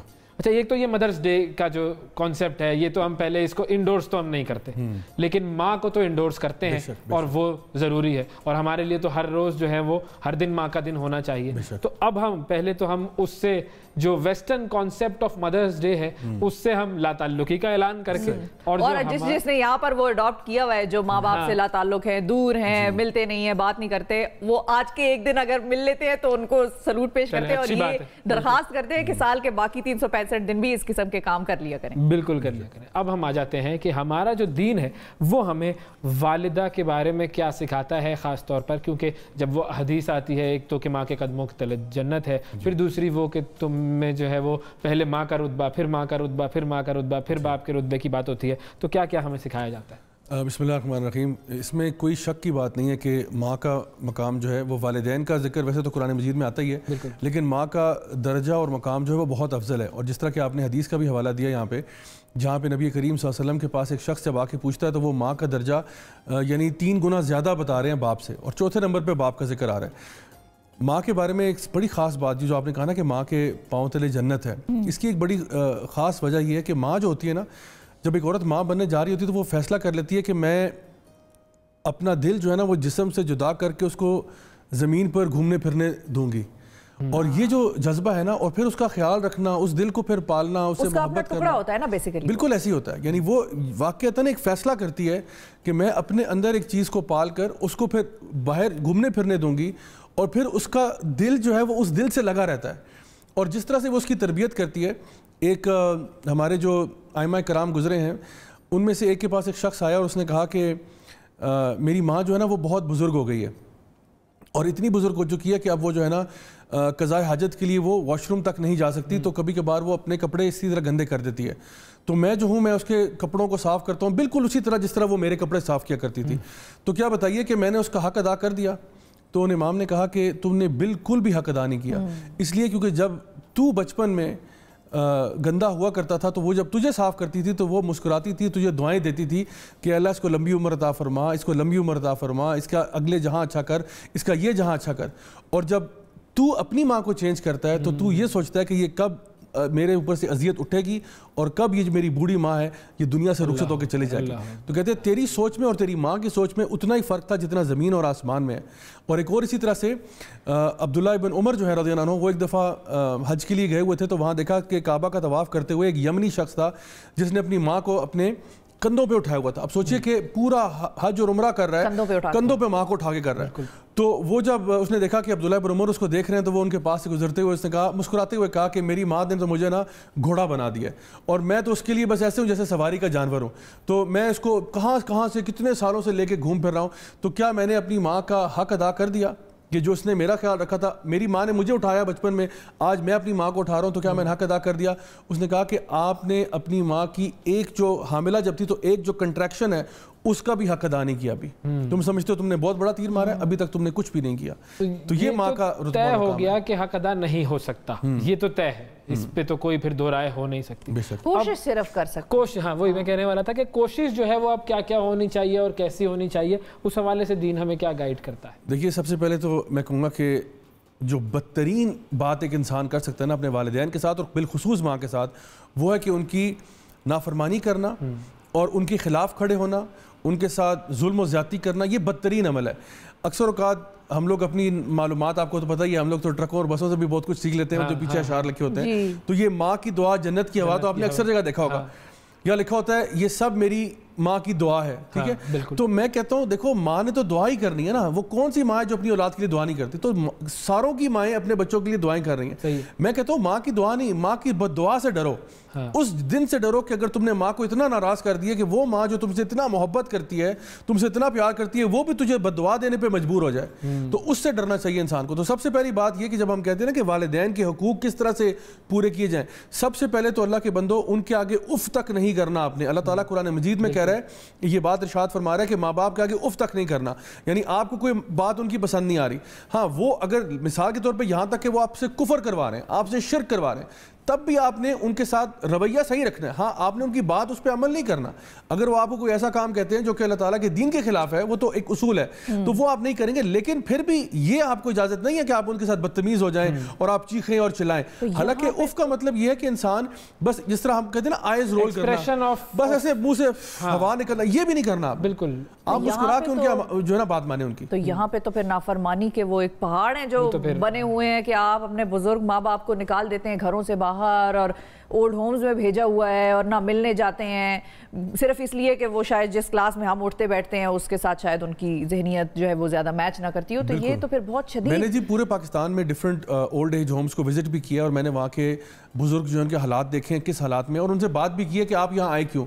यकीन करें, आपको मैं चैलेंज करता हूँ और जो हमारे व्यूअर्स और लिसनर्स हैं मैं उनको चैलेंज करता हूँ, आप किसी ओल्ड एज होम में जाएँ और आधा घंटा वहाँ पर गुजारें। आपके 14 तबक रोशन ना हो जाए तो आप मेरा नाम बदल दीजिएगा। आप देखें वहाँ हालात कैसे हैं और वो जो लोग आए हुए वो किस जुर्म की बिना पर वहाँ पे आए, उनका जुर्म ही क्या था। तो फिर ऐसी औलादों के लिए क्या है? इनके लिए शदीद अजाब है। हम क्या कह सकते हैं? यानी जो बंदा अल्लाह सुब्हान ताला के इस हुक्म पे, जहाँ पे अल्लाह ताला ने जहाँ पे अपने हकूक का जिक्र किया, उसके फ़ौरन बाद कहा वबिल वालिदैन एहसाना, फिर फरमाया अनिश्कुर ली वाली वालिदैक, मेरा शुक्र अदा करो और अपने वालिदैन का शुक्र अदा करो। तकरीबन इक्वली। तो अल्लाह सुब्हान ताला ने जहाँ पे तौहीद की बात की है, जहाँ पे अल्लाह ताला ने अपनी इबादत की बात की है, उसके फ़ौरन बाद जो कमांडमेंट आ रही है, जो हुक्म आ रहा है, वो है कि माँ बाप के साथ एहसान करना है तुमने। और मैं आपको बताऊँ, वालिदैन के साथ ये वाहिद काम है जहाँ पे एहसान से कम नहीं चलेगा, एहसान से कम नहीं चलेगा। आप कहना जी मैं माँ बाप के साथ बस दरमियाना से हूँ, ऐसा रवैया नहीं चलेगा। अल्लाह सुब्हान ताला ने कुरान मजीद में जहाँ पे हराम चीज़ों का जिक्र किया कि कत्ल करना हराम है, बच्चों को यानी जो है ना नाहक कत्ल करना हराम है, उन्हीं चीज़ों के बीच में कहा वबिल वालिदैन एहसाना, यानी कि इससे पता ये चला कि अल्लाह सुब्हान ताला कह रहे हैं कि ये भी हराम, ये भी हराम, ये भी हराम, और माँ बाप के साथ जो एहसान नहीं करेगा वो भी हराम, वो भी हराम, वो भी हराम। अच्छा, अब ये उर्दू वाला एहसान नहीं है कि हम जो उर्दू में कहते हैं कि जी मैंने बड़ा एहसान कर दिया, ये एक्सीलेंस है बिहेवियर की, बर्ताव की, रवैये की। इसका मतलब है वो जो हम लोगों ने लास्ट टाइम आपको याद होगा हमने बात की थी कि मोहसिनीन कौन होते हैं। तो एहसान का मतलब ये है कि अगर आपके वालिदैन ने आपके साथ एक खास सलूक किया है, आप अपनी इस्तिताअत के मुताबिक बेहतरीन रवैया रखें उनके साथ। बहुत सारी बातें देखें, बुजुर्ग जब होते हैं, जब उनकी उम्र बड़ी हो जाती है तो बड़ों में और बच्चों में फर्क जो है ना वो कम रह जाता है। यानी बच्चों को भी आपको बार बार चीज बतानी पड़ती है, ऊंचा सुनते हैं दोबारा। तो अगर वालिदैन उस उम्र में पहुंच चुके हैं आपका इतना ख्याल रखने के बाद, तो थोड़ा सा बराए मेहरबानी बर्दाश्त करें, तहम्मुल रखें और याद करें कि उन्होंने किस मुसीबतों से और मुश्किलों से यानी और ये भी चीज माइंड में रखनी चाहिए कि जब वो आपको बड़ा कर रहे थे तो आपकी तो रिक्वायरमेंट्स उनसे बहुत थी, खिलौने लेके दो, अच्छे स्कूल में, महंगे स्कूल में। वो आपसे क्या डिमांड कर रहे हैं? मुंह से तो कुछ नहीं कह रहे, सिर्फ आपका वक्त मांगते हैं और आपके साथ जिंदगी गुजार रहे हैं ना। उसके अलावा आपसे वो मॉनेटरी टर्म्स में कौन सी ऐसी चीज है जो आपसे वो मांग रहे हैं और जो आपको उनको देनी है, सिवाय इसके कि अगर दवाइयों का कोई खर्चा होगा या इसके साथ जो भी बुनियादी मतलब ये तो नहीं कि मुझे तोहफे ला के दो, मुझे फलां जगह टूर पे लेके, मतलब एक रियलिस्टिक उनकी अप्रोच होनी चाहिए लोगों की, बच्चों की, और ये चीज़ बहुत ज़्यादा मैटर करेगी आखिरत में। इस पे बड़ा सख्त सवाल होगा आप लोगों बिल्कुल बिल्कुल। अच्छा, एक और पर्सनैलिटी की तरफ हम जाना चाहते हैं। इस वक्त कहा जाता है कि दीन और दुनिया साथ साथ चलाना बड़ा मुश्किल काम है, और हमारे साथ बहुत सारे ऐसे लोग हैं जो दीन दुनिया को कामयाबी के साथ लेकर चल रहे होते हैं। उनमें एक अदाकार हैं, मज़ाहिया अदाकार हैं, और उनका नाम है जवाद वसीम, जो आपको स्टेज ड्रामों में, मुख्तलिफ प्रोग्राम्स में बतौर कॉमेडियन नज़र आते हैं। लेकिन निजी ज़िंदगी की अगर हम बात करें तो दीन से बहुत ज़्यादा जुड़ी हुई ज़िंदगी है उनकी। आज हमारे साथ मौजूद हैं जवाद वसीम, और जानते हैं कि जवाद वसीम साहब जो हैं वो किस तरह दुनिया और दीन को साथ लेकर चलते हैं, और कहीं इनको कोई मुश्किलात तो पेश नहीं आती। अस्सलाम वालेकुम जवाद वसीम साहब। वालेकुम सलाम जनाब, क्या हाल है जनाब? खैरियत है? अल्लाह का शुक्र। जवाद साहब, it is an honour to have you on the show. आज फतह मक्का हुई थी, उसकी भी मुबारक हो। जनाब जनाब जनाब, बिल्कुल। सर ये बताइए, हम आपको टेलीविज़न पर देखते हैं, आपका एक अलग रूप होता है, हंसने मजाक करने और मुस्कुराने वाली बातें और मुस्कुराने वाले अशार आपके लोगों को परेशानियां भुला देते हैं कुछ वक्त के लिए। बिल्कुल, दिल से जो है वो लोगों को हंसा देते हैं। तो ये जो आपका जो एक दीनी ताल्लुक है, दीनी सिलसिला है, और फिर एक ये दुनियावी सिलसिला है, ये दोनों साथ साथ कैसे चलते हैं, किस तरह चलते हैं? कोई मुश्किलात तो नहीं आती इनको चलाने में? नहीं, देखे, मैं आज का तो इस फील्ड में नहीं हूँ, 75 से इस फील्ड में हूँ। जी जी जी। और 75 का ही मैं नमाज भी पढ़ता हूँ, रोज़ा भी रखता हूँ, अदाकारों के साथ उनको कुरान भी पढ़ाता रहा। यानी कि दोनों साथ साथ मेरे साथ, यानी 45 साल से इकट्ठे हम चल रहे हैं। और मैंने यही साबित करने की कोशिश की है कि इस्लाम एक इंतहाई वुस्अत कल्बी वाला दीन है। ये बिल्कुल तंग नजर नहीं है, इसमें हर चीज की गुंजाइश है, और मुस्कुराहट तो है ही बहुत पसंदीदा। बिल्कुल बिल्कुल सही कह रहे हैं। यानी कि आप लोगों को हंसाते इसलिए हैं, ये चीज़ आपने फिर इसलिए चुनी, मतलब ये जहन आपके जहन में बड़े पहले से था, जब इतने दीन की तरफ नहीं भी आए थे तब भी फिर जवाद साहब हम ये कह सकते हैं कि आपके माइंड में ये था कि हंसाने वाले को अल्लाह ताला ने बड़ा पसंद किया है, तो इसलिए आप कॉमेडी की तरफ ज़्यादा आ गए। हमारे वो थे ना बुजुर्ग इशफाक अहमद साहब, जी जी जी, तो एक दफा वो हमारे प्रोग्राम में आए तो मुझे कहते हैं, यार तुसी सारे सहारे जनती जे। हाँ। बाबा जी किस तरह कहते, जड़ा कहते हदीस है कि जो किसी के दिल में मुस्कुराहट पैदा करता है, खुश करता है, अल्लाह उसको खुश करता है, अल्लाह उसको जन्नत अता फरमाता है। वाह वाह वाह, क्या बात है, क्या बात है। अच्छा, अब आपके लिए कभी ये मुश्किल तो नहीं होती, क्योंकि ज़ाहिर है जब हंसाने की बात आती है तो बहुत मर्तबा हम ये देखते हैं कि हमारे यहाँ पर हंसाने वालों का तरीक़ाकार जो है वो झूठ पर, लगव पर, बेहुदा बात पर, आमियाना बातों पर होता है। तो उनसे बचाकर अपनी जो गुफ्तगू है उसको साफ सुथरी भी रखना और उसमें मिजाह लेकर आना, ये कितना मुश्किल काम हो जाता है? देखें, जो चीज़ आम जिंदगी में बुरी है, जैसे गाली है, ऑब्ससेनिटी है, वल्गरपन है, तो इस्लाम में वो ज़ाहिर है नापसंदीदा। जी हाँ। तो ज़रूरी तो नहीं कि हंसाने के लिए हम वो इस्तेमाल करें मैयर जो नापसंदीदा, वो स्टेज पे भी नहीं पसंद किए जाते, ना ही वो अदाकार पसंद किए जाते हैं।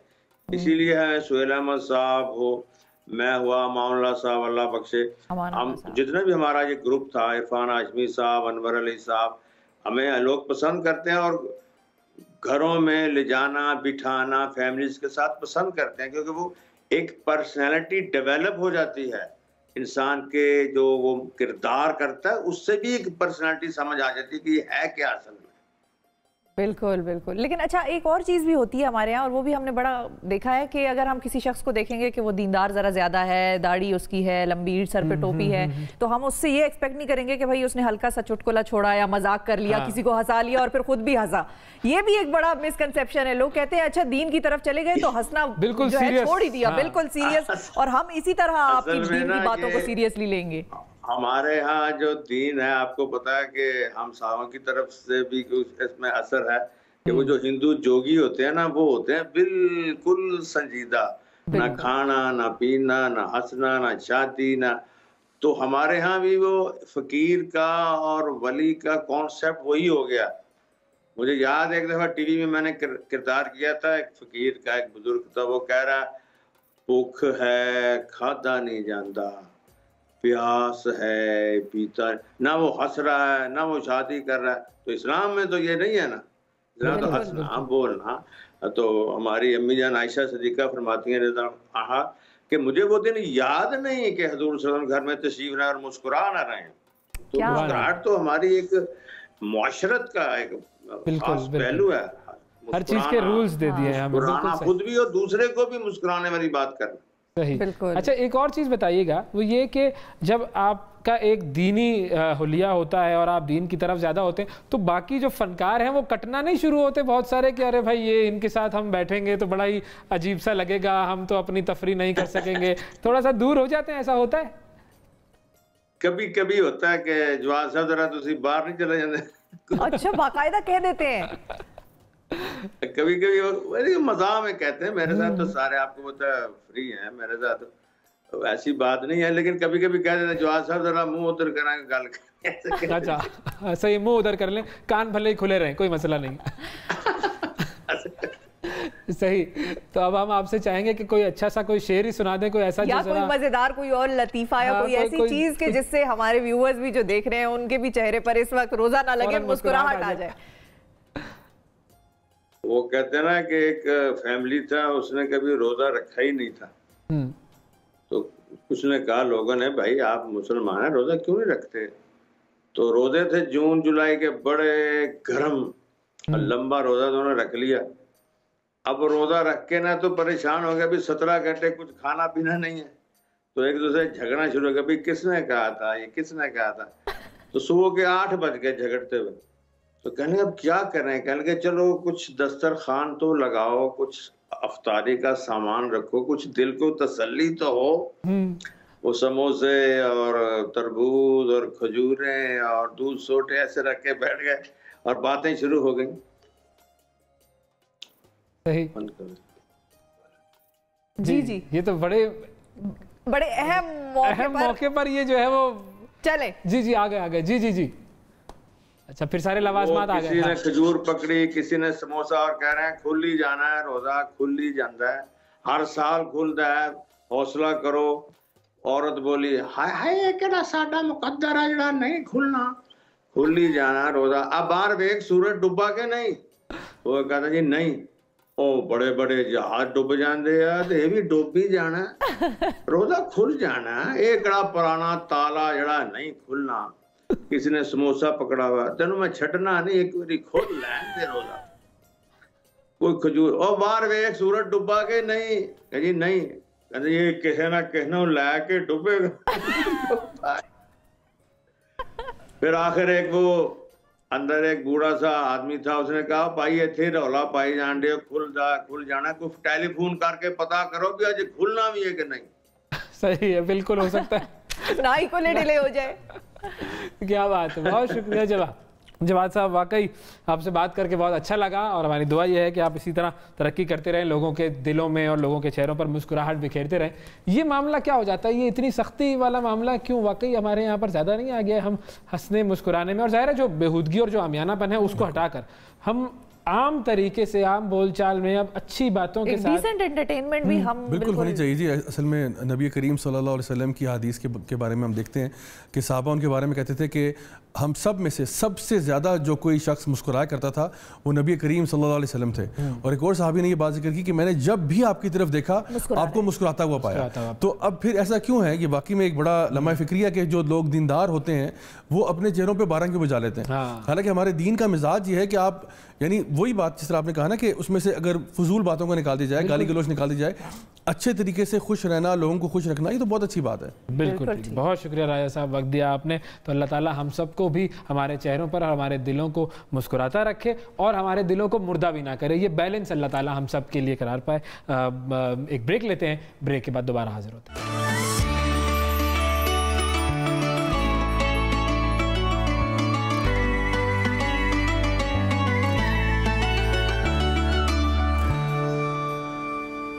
Welcome back to the show नाज़रीन। और प्रोग्राम में वक्त हुआ जाता है उस मरहले का कि जिसका हम सबको बड़ी बेताबी से इंतजार होता है। आयशा ने ज्वाइन कर लिया हमें। आयशा, अस्सलाम वालेकुम। वालेकुम सलाम, अस्सलाम वालेकुम नाज़रीन, क्या हाल चाल है? ठीक ठाक है आयशा। नाज़रीन से पूछा था उन्होंने, तो हम भी मतलब नहीं, आपसे भी पूछा है, सब आप भी नाज़रीन है। हाँ, और क्या। हाँ, मैं समझा आप उन नाजरीन की बात कर रहे हैं। आप भी आप उधर से देख रहे हैं मुझे। अभी मैं आपको देख रहा हूँ, सही है, तो हम नाजरीन हो गए आपके, गुड। तो अब आज जो है वो आज आप हमारी जो मेजबान जो है हमारी आयशा सिद्दीकी मेजबान, वो बताएं कि आज हमें क्या बनाए के देंगी पकवान। जी, आज जो है वो हमारे एक कॉलर थे, बहुत ही अच्छे, कल उन्होंने कॉल की थी और फिर फरमाइश की थी। मुझे सबसे अच्छी बात ये लगी, एक तो वो हमारी रमजान ट्रांसमिशन देखते हैं, फिर हमें कॉल मिलाते हैं और फिर फरमाइश करते हैं। तो उनकी फरमाइश पूरी करने के लिए आज मैं उनके शामी यानी कि शामी कबाब तैयार कर रही हूं। वाह वाह, शामी कबाब हो गया भाई, जबरदस्त। और ये कोई खास शामी कबाब है? शामी कबाब आए कहाँ से? शाम से? जी शायद शाम से आए होंगे, लेकिन ये रेसिपी तो मुझे मेरी अम्मी से मिली है। आज मदर्स डे है तो मैं कहूँगी हैप्पी मदर्स डे सबको, सबकी माँ को अल्लाह सलामत रखे, बहुत प्यार। और मैं अपनी अम्मी से बहुत प्यार करती हूँ, आज मैं उन्हें बता देती हूँ कि मैं बहुत प्यार करती हूँ। आज आप घर पे बता देती हूँ उन्हें? मैं सामने से बोलती हूँ, जब समझ में नहीं आता तो मैं कहा आज बता ही दूँ मैं सबके सामने। अच्छा, सबके सामने बता दिया आपने, अच्छी बात है। हम सब करते हैं अपनी वालिदाओं से प्यार। मोबाइल में लगी रहती और हम हमेशा यही देखें, यही मसला होता है ना, मोबाइल में लगी रहती हैं और सारे जो आप बाकी अपने कामों में लगी रहती हैं। और इसीलिए हम तो ये कहते हैं भाई देखो, ये जो वेस्टर्न मदर्स डे है ये हमारा नहीं है, हमारे लिए तमाम 365 दिन मदर्स डे होने चाहिए। बिल्कुल, लेकिन जो लोग हैं जिनको कह रहे हैं वो कह रहे हैं, अच्छी बात कह रहे हैं, तो फिर वो उनको हम कह देते हैं कि वो या हमारे शो के थ्रू भी कहें। कोई बात नहीं, ये भी अच्छी बात है ना। हाँ, अच्छी बात है, बुरी बात थोड़ी, ये भी अच्छी बात है। तो ये अब आपकी वालिदा की रेसिपी पे शामी कबाब है। यहाँ पे मैं बना रही हूँ चने की दाल। हाँ, शामी कबाब बनाने के लिए चने की दाल मैं यहाँ बॉईल करके लाई हूँ, क्योंकि यहाँ टाइम कम होता है। मैंने बिल्कुल बॉईल कर लिया, इस तरह से नरम है। इसमें सिर्फ मैंने साबित मिर्चें डाली थी और वही सेम मैंने गोश्त में किया और थोड़ा थोड़ा नमक शामिल किया था। आप चाहें तो जैसे मैं ऐसे बताती हूँ कि समझे कच्ची है, ठीक है, चले। हाँ, ये कच्ची है, हमने मान लिया ये कच्ची है। वॉश करके उसे, हाँ कच्ची है, वॉश करें इसे अच्छी तरह और आपने से शामिल कर दिया। साथ आप समझे गोश्त भी कच्चा है, ये आप ये भी समझ कर दिया है। बड़ा अजम्पशन बेस्ड प्रोग्राम चल रहा है आज। हाँ, आखिर में जब कबाब खाएंगे तो वो तो हम यही समझेंगे कि पक्के हैं। हाँ, ये समझेगा, तस्वीरों में देख के समझेगा, आपके सामने है। ठीक है, आप ये समझेगा कि साबित लाल मिर्चें मैंने डाल दी हैं और थोड़ा सा मैंने पानी ऐड किया। आप थोड़ा ज्यादा ऐड करेगा क्योंकि आप लोगों को तो गोश्त और दाल दोनों गलानी है। साथ थोड़ा सा नमक ऐड कर देते हैं हम, ठीक है। इसे बस हम इस तरह से मिलाएंगे अच्छी तरह। थोड़ा सा हम 1 खाने का चम्मच, अच्छा मैंने अलग अलग अपनी रेसिपी पे दिया है कि लहसुन ज्यादा जाता है इसमें, अदरक थोड़ा कम जाता है, तो अदरक की एक इतनी सी बड़ी सी वो ले लेगा आप, क्यूब सा हो इतना बड़ा बस। और बाकी लहसुन आप जरा ले सकते हैं, 4-5-6 जवे लेके उसे अच्छी तरह पीस लें। ये बन गया है 2 खाने का चम्मच, जिसमें लहसुन की तादाद ज्यादा है और अदरक कम है। तो ये डाल के बस आपने इसको ना दम दे देना है ताकि गोश्त हमारा अच्छी से गल जाए। फिर मैं आपको बताती हूँ कि क्या करना है इसमें और क्या जाएगा रेसिपी में। अब आप लोग हम जरा एक कॉलर की तरफ चले जाते हैं जब तक। हाँ, बिल्कुल। समन है हमारे साथ लाहौर से। अस्सलाम वालेकुम। वालेकुम अस्सलाम, कैसी हैं आप? हम बिल्कुल ठीक ठाक हैं। समन, आप सुनाएं कैसी हैं? रमजान मुबारक, कैसा जा रहा है रमजान आपका? और आज तो खैर बहुत अच्छा जा रहा है। Happy mothers day. Thank you, बहुत शुक्रिया। हमें ना कहिए, अपनी वालिदा को कहें। नहीं, मैंने अपनी वालिदा को कह दिया, लेकिन मैं कहना चाहती हूँ सारी माओं का हैप्पी मदर्स डे। बिल्कुल ठीक, बिल्कुल सही, बहुत शुक्रिया। आपका प्रोग्राम बहुत अच्छा है, मैं बहुत शौक से देखती हूँ। और मुझे ना अपनी अम्मी के लिए आपसे ना सूट का गिफ्ट चाहिए। क्या चाहिए? क्या चाहिए? अपनी अम्मी के लिए ना सूट का गिफ्ट चाहिए आपसे। सूट का गिफ्ट चाहिए? अपनी अम्मी से सूट का गिफ्ट देना है शिफा के लिए? वाह भाई, ये तो बड़ा अच्छा है, मतलब बेहतरीन भिजवा रही हैं। मुझसे लेना है? अच्छा, लेना है। हाँ। तो ये अच्छा, अभी तक तो वैसे मैंने अपना कोई अपैरल ब्रांड शुरू नहीं किया, लेकिन वैसे आइडिया आपने मुझे दे दिया कि मैं शुरू कर लूं। हाँ, ब्रांड आप बनाएं अपना, शिफा क्लोथिंग्स, और उस हवाले से फिर आप लोगों में गिफ्ट भी दें। हाँ, लेकिन नहीं, आप अपना नंबर हमारे उधर छोड़ जाइए, हम आपको इंशाल्लाह भिजवाते हैं, अम्मी के लिए भिजवाते हैं। ठीक है, थैंक यू समन, अम्मी को सलाम कहिए। ठीक है। हाँ आयशा, आप बताएं। ये बड़ी अच्छी फरमाइशी कॉल थी वैसे। मुझे लगता है ये हमारी टीम में से किसी ने ना जानबूझ के करवाई है, लेकिन खैर नहीं, अगर तो नहीं, उनको हम भिजवाएंगे इंशाल्लाह। अब अगर उन्होंने कह दिया है तो ये बात, और हमने भी इंशाल्लाह कह दिया, इंशाल्लाह भिजवाएंगे, इंशाल्लाह बिल्कुल। जी आयशा, चले ठीक है। हाँ, वरना इतना इंशाल्लाह आप कहेंगे ना, मैं भी कह दूंगी, मुझे भी इधर, मुझे भी याद रखेगा कराची में। ठीक है,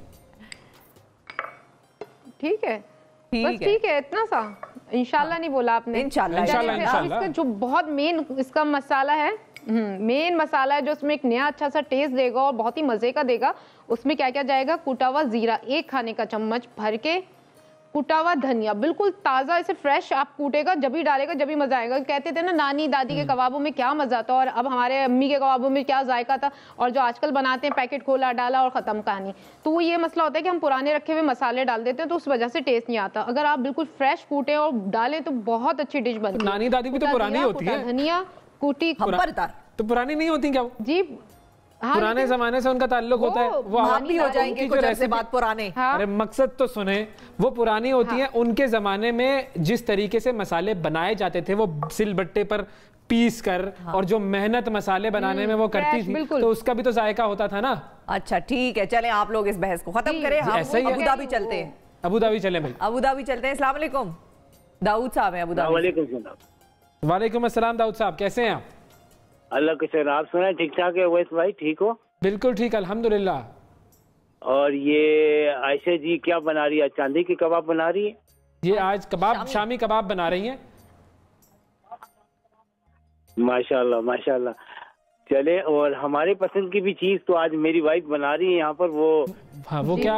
हमारी मेरी पसंद की चीज है, मुझे लग रहा है कि शिफा को भी बहुत पसंद है। आलू आलू, अरे आप तो वाकई आलू क्या बना रही है? आलू की कौन सी डिश बना रही है आपकी बेगम? आलू कौन सी आप बताएं? आलू की क्या खाएंगे?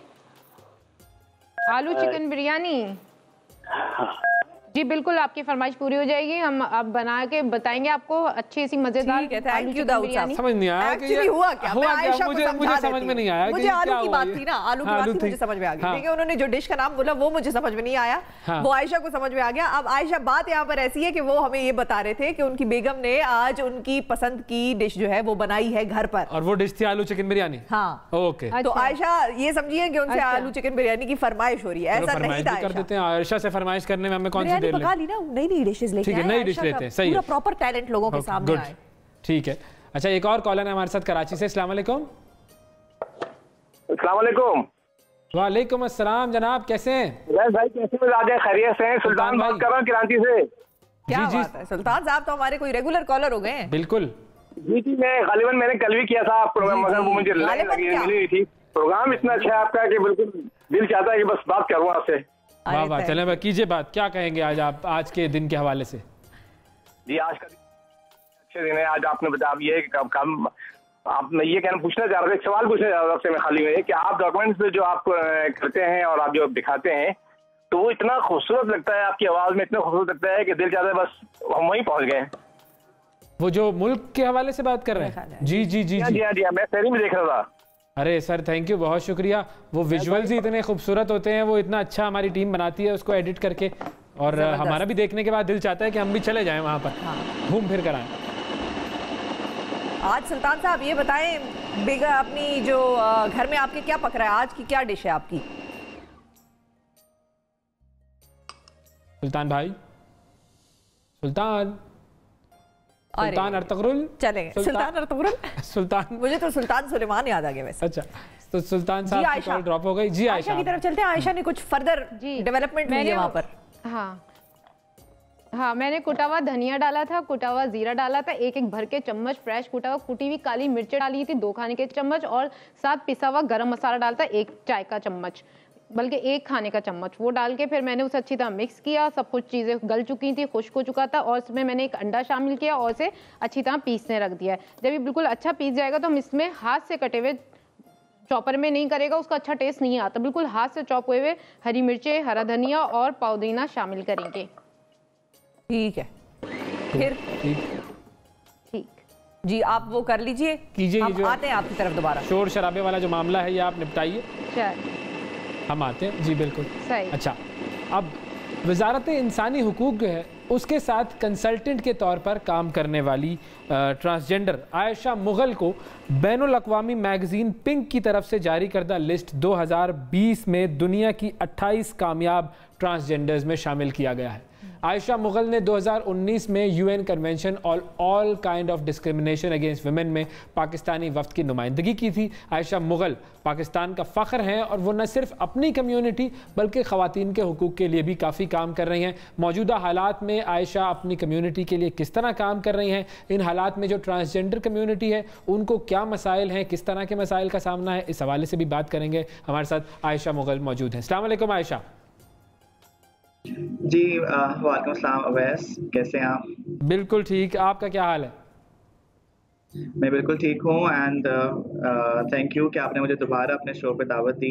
भाई आप कारनामे ऐसे करते रहते हैं। हाँ। भी करते रहती हैं। पहले तो ज़ाहिर मुबारकबाद आपको देनी है, एक तो रमजान की मुबारक हो और दूसरा ये कि जो आप लिस्ट में शामिल हो गई हैं, 28 कामयाब तरीन ट्रांसजेंडर्स की लिस्ट में आप शामिल हुई हैं, तो ये ज़रा इस कामयाबी के बारे में कुछ बताइए डिटेल्स। जी मेरे लिए काफ़ी खुशी का मौका है और सबसे बड़ी खुशी ये है कि मैं अपने मुल्क का नाम, अपने पाकिस्तान का नाम रोशन कर सकी इंटरनेशनल प्लेटफॉर्म में। और 2018 से ऑनवर्ड हम देख रहे हैं कि पाकिस्तान ने काफ़ी अपनी ग्लोबल इमेज इम्प्रूव की है when it comes to transgender rights. हमारा जो कानून पास हुआ था that has made Pakistan one of the progressive countries in the world in terms of transgender legislation. और अभी रिसेंटली मैंने पाकिस्तान को की गवर्नमेंट डेलीगेशन का मैं हिस्सा थी और मैंने सीडॉ की जो कमेटी है वहाँ पर जो हमारी गवर्नमेंट की जो रिपोर्ट थी सीडॉ की उसको प्रेजेंट किया था गवर्नमेंट डेलीगेशन के साथ। तो पाकिस्तान जो है वो दुनिया की पहला मुल्क बन गया है जिसने अपने सरकारी वफद के अंदर ख्वाजा सरा को शामिल किया और हमने दुनिया को साबित किया कि हम लोग सिर्फ ह्यूमन राइट्स की बात नहीं करते, हम उस पर प्रैक्टिकल इम्प्लीमेंटेशन भी कर रहे हैं। So I feel really happy and humbled कि I was able to make my country proud. क्या बात है। अब काम जो आप बड़े बड़े कर रही हैं और ज़बरदस्त कर रही हैं और हमें भी बड़ी खुशी होती है जब हम सुनते हैं कि अच्छा इस कम्युनिटी से भी कोई सामने आ रहा है फाइनली और मतलब बड़े बड़े मुल्कों में जाकर पाकिस्तान का नाम रोशन कर रहा है। लेकिन फिर आयशा साथ ही मैं ये भी पूछूंगी कि ड्यूरिंग दिस जर्नी मतलब सरकारी ऑफिस में काम करना, मिनिस्ट्री ऑफ ह्यूमन राइट्स के साथ काम करना और फिर इस तरह इंटरनेशनल फोरम पे जाना, पाकिस्तान को रिप्रेजेंट करना, दिल में कोई डर था, कोई खौफ था या कोई और मुश्किलात जो कोई चैलेंजेस जो आपने फेस किए हों? देखिए आप जहाँ भी जॉब करते हैं वहाँ पर जो आपका एक वर्क एनवायरनमेंट है, आपकी जो टीम है उसका बहुत ज़्यादा असर होता है आपके ऊपर। मैं बहुत खुश नसीब हूँ कि हमारी जो फेडरल मिनिस्टर हैं डॉक्टर शीरी मज़ारी साहिबा और हमारे जो फेडरल सेक्रेटरी हैं मिस राबिया जवेरी आगा साहिबा, उन्होंने हमेशा मुझे बहुत मोटिवेट किया है। मुझे तकरीबन अभी 1 साल मुकम्मल हो गया है वज़ारत इंसानी हुकूक़ में काम करते हुए और हर रोज़ मेरे लिए एक मोटिवेशन का दिन होता है और मैं जो मेरी रिस्पॉन्सिबिलिटीज़ हैं उसमें जो मैं इम्प्लीमेंटेशन कर पा रही हूँ, जो हमारा ट्रांसजेंडर का लॉ है, तो उसके हवाले से मैंने बहुत कुछ सीखा है। और जो मेरी टीम है, जो मेरे लीडर्स हैं, जो मेरे मेंटर्स हैं, उन्होंने मुझे हमेशा एक नॉर्मल सिटीजन की तरह ही ट्रीट किया है।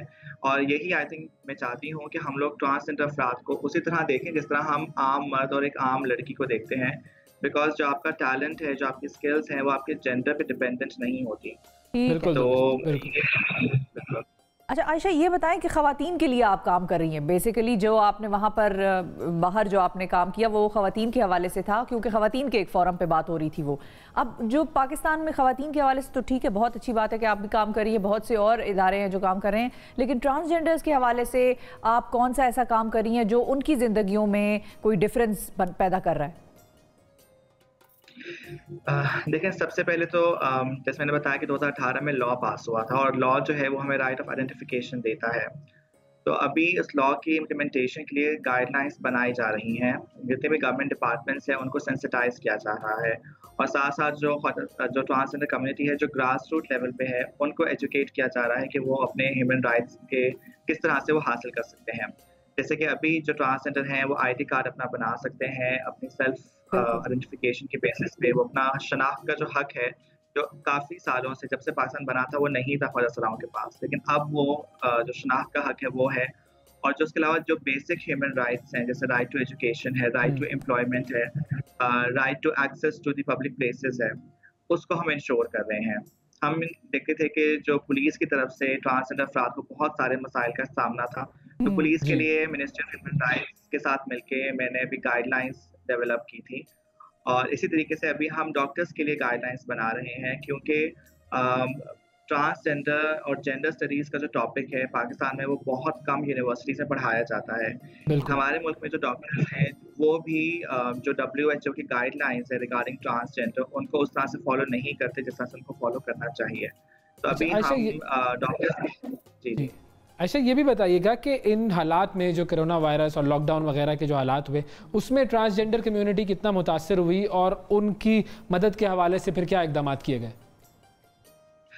देखें, ट्रांस कम्युनिटी तो बहुत मुतासर हुई है, क्योंकि ज़्यादातर जो ट्रांसजेंडर अफराद हैं उनके पास जॉब्स नहीं होती और वो कोई बिज़नेस नहीं कर रहे होते। ज़्यादातर जो हैं वो रोड पे भीख मांग रहे होते हैं, या उनका जो सोर्स ऑफ इनकम है वो शादियों में, खुशियों के अंदर वो फंक्शंस के थ्रू, डांस के थ्रू होता है, परफॉर्मेंस के थ्रू होता है।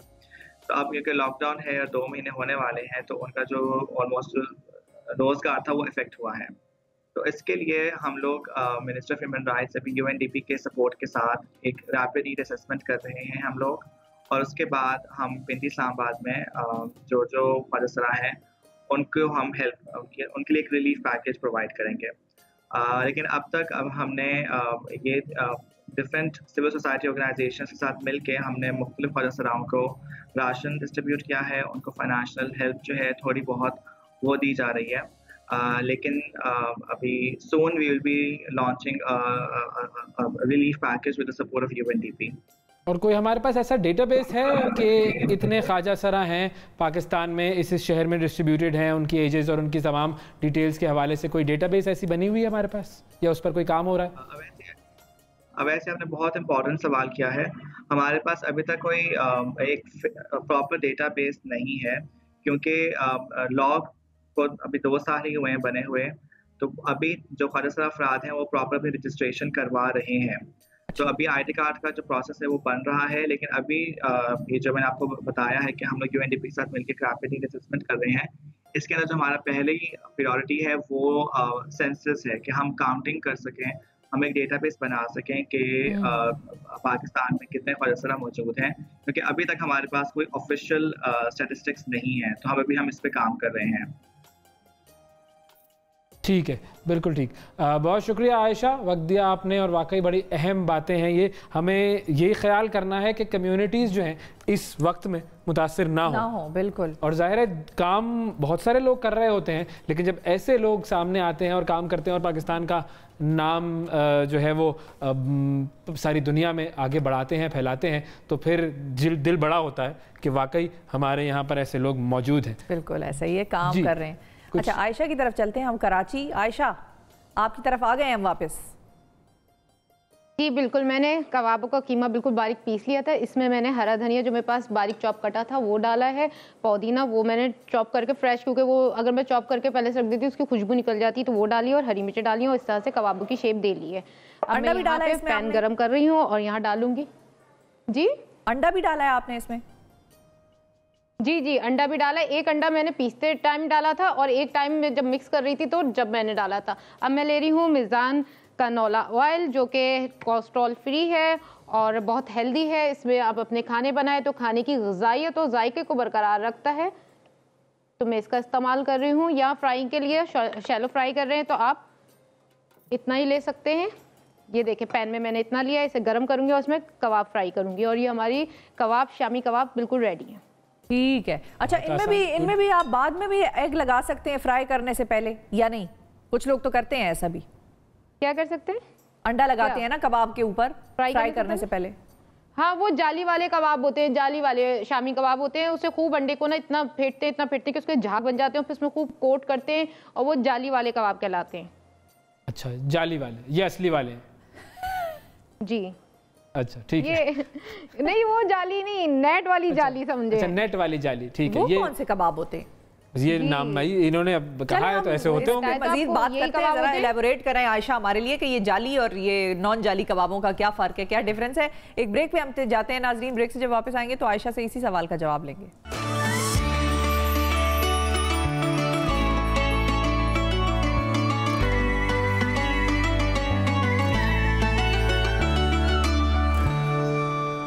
वेलकम बैक रमज़ान, और हम एक मरतबा फिर खुशामदीद कराची चलते हैं और देखते हैं कि वो कबाब जो कि फ्राइंग पैन पर चढ़ा दिए गए थे, डाल दिए गए थे उनमें शैलो फ्राई करने के लिए, अब किस हाल में है? जी आयशा, ये देखें वो अब इस हाल में आ चुके हैं असली कबाब।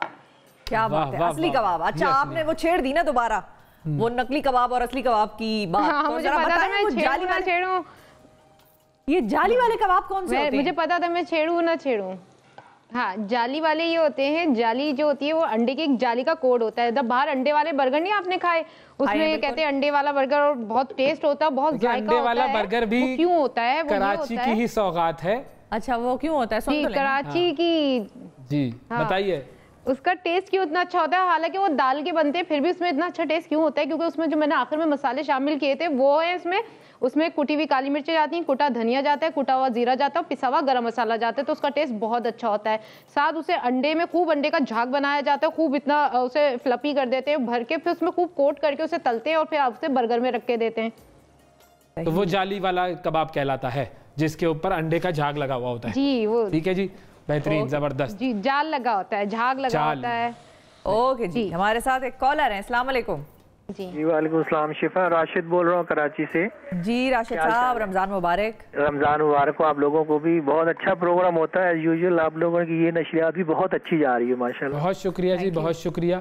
आप दुआ करते रहें कि इसी तरीके से और अवैस भी थोड़ा बहुत अच्छा कर लेते हैं वैसे। हाँ मैं कोशिश कर रहा हूँ, सीख रहा हूँ शिफा से। बिल्कुल सही बात है। राशिद साहब आप यहाँ अपना लड़ाई करवाने के मूड में कॉल कर रहे हैं। इसको हम ऐसे लेते हैं कि अवैस अक्सर लोग जो करते हैं लोगों से जो भी हाँ मुझे समझ आ गई थी कि राशिद साहब छेड़ रहे हैं। तो अब मैं तो अब सीरियस हो गया हूँ आपके इस कमेंट पर। राशिद साहब ये बताइए अब आप क्या चाहते हैं कि मैं मजीद अच्छा करूँ या बुरा करूँ काम? नहीं अच्छे की तो हमेशा जरूरत रहती है, बेहतर की, लेकिन आप बहुत अच्छा करते हैं, मैं मजाक कर रहा था। नहीं देखिए अब जब तक आप अंडे वाला बर्गर नहीं भिजवाएंगे उस वक्त तक ये बात खत्म नहीं होगी। तो वो तो वही जब बन रहा होता है वही खाने वाला होता है, भिजवाने से उसका जायका नहीं वो रहता। हाँ ये बात तो वैसे सही बात कह रहे हैं, बिल्कुल सही कह रहे हैं। कहाँ का अंडे वाला बर्गर आपको सबसे पसंद है? जी अंडे वाला बर्गर आपको कहाँ का सबसे अच्छा लगता है? ये शॉन सर्कल में है कराची में। अच्छा हाँ बिल्कुल शॉन सर्कल, वो क्लिफ्टन मार्केट में शायद आपने कभी खाया हो। ये इनको नहीं पता, ये नाबलद है इन चीजों से कराची के मामलात में। कराची का तो मैं हूँ। नहीं देखिए हमारे यहाँ भी आवाज तो लगाते हैं, आवाज वो आवाज हम ही लगा सकते हैं, वो आवाज कराची वाला नहीं लगा सकता। अंडे वाला बर्गर लेकिन वो सही है, वो आवाज है, लेकिन उस आवाज का जो असल जो जायका है वो तो बर्गर में आता है ना, आवाज से कुछ नहीं होता। सही है, ठीक है। जी राशिद भाई आज क्या पकड़ा आपके पास इफ्तार में? अच्छा राशिद भाई की कॉल ड्रॉप हो गई। कौन है अब हमारे साथ? उस्मान है जी रावलपिंडी से। अस्सलाम वालेकुम। वालेकुम अस्सलाम। कैसे हो मोहम्मद उस्मान? अस्सलाम वालेकुम उस्मान। जी आवाज आ रही है? जी आ रही है। कैसे हो उस्मान, ठीक हो? जी मैं ठीक हूँ, आप लोग कैसे हैं? हम भी बिल्कुल ठीक है। मदर्स डे आज, पता है आपको? जी मैं अपनी अम्मी से बहुत प्यार करता हूँ। आज मैं भी करता हूँ, ये भी करती हैं, हम सब करते हैं और हम सबको करना भी चाहिए। आप अपनी अम्मा को, मम्मा को, मम्मी को, अम्मी को क्या कहकर पुकारते हैं? इतने सारे ऑप्शंस मैंने आपको दिए। मम्मा। ओके, तो आप अपनी मामा को कोई मैसेज देना चाहेंगे? जी मैं उनसे बहुत प्यार करता हूँ और वो हमेशा मेरी बात मैं उनका हमेशा बात वो मेरी बात माने हमेशा और मैं उनकी बात हमेशा मानूंगा। ये बिल्कुल सही, बेहतरीन। ये तो डील हो गई है भाई, वो डील वाला मामला चल रहा है ना, तो वो डील हो गई है। वेरी गुड उस्मान, शाबाश। कभी ऐसा हुआ है कि आपने अपनी मम्मा की बात ना मानी हो और वो गुस्सा हो गई हो? कभी नहीं हुआ।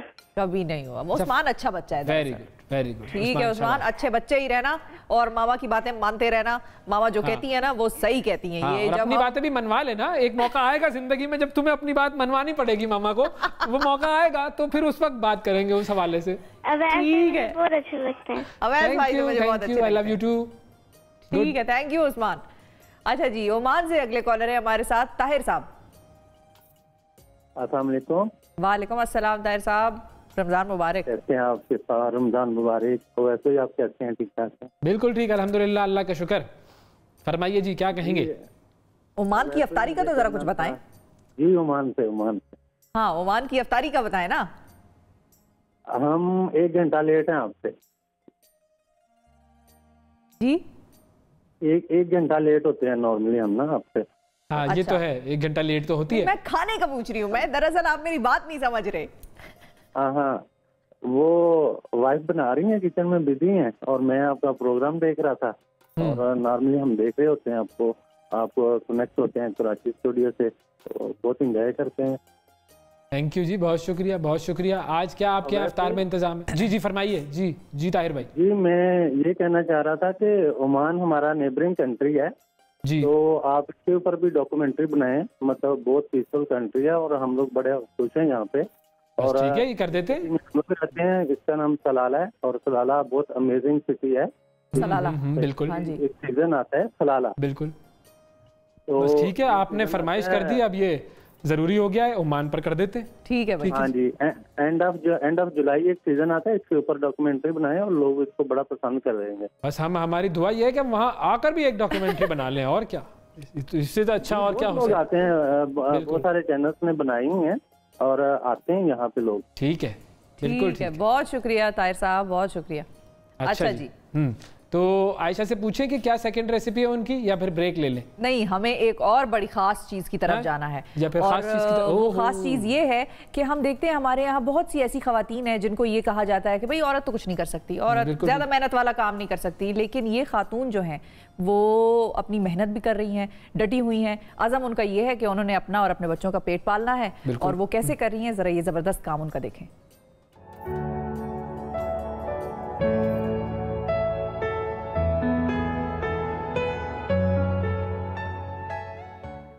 लाहौर के इलाके शेरपाव कॉलोनी की रिहायशी 40 साला कौसर बीबी अपने बच्चों की माँ भी है, बाप के फराइज भी सर अंजाम देती है।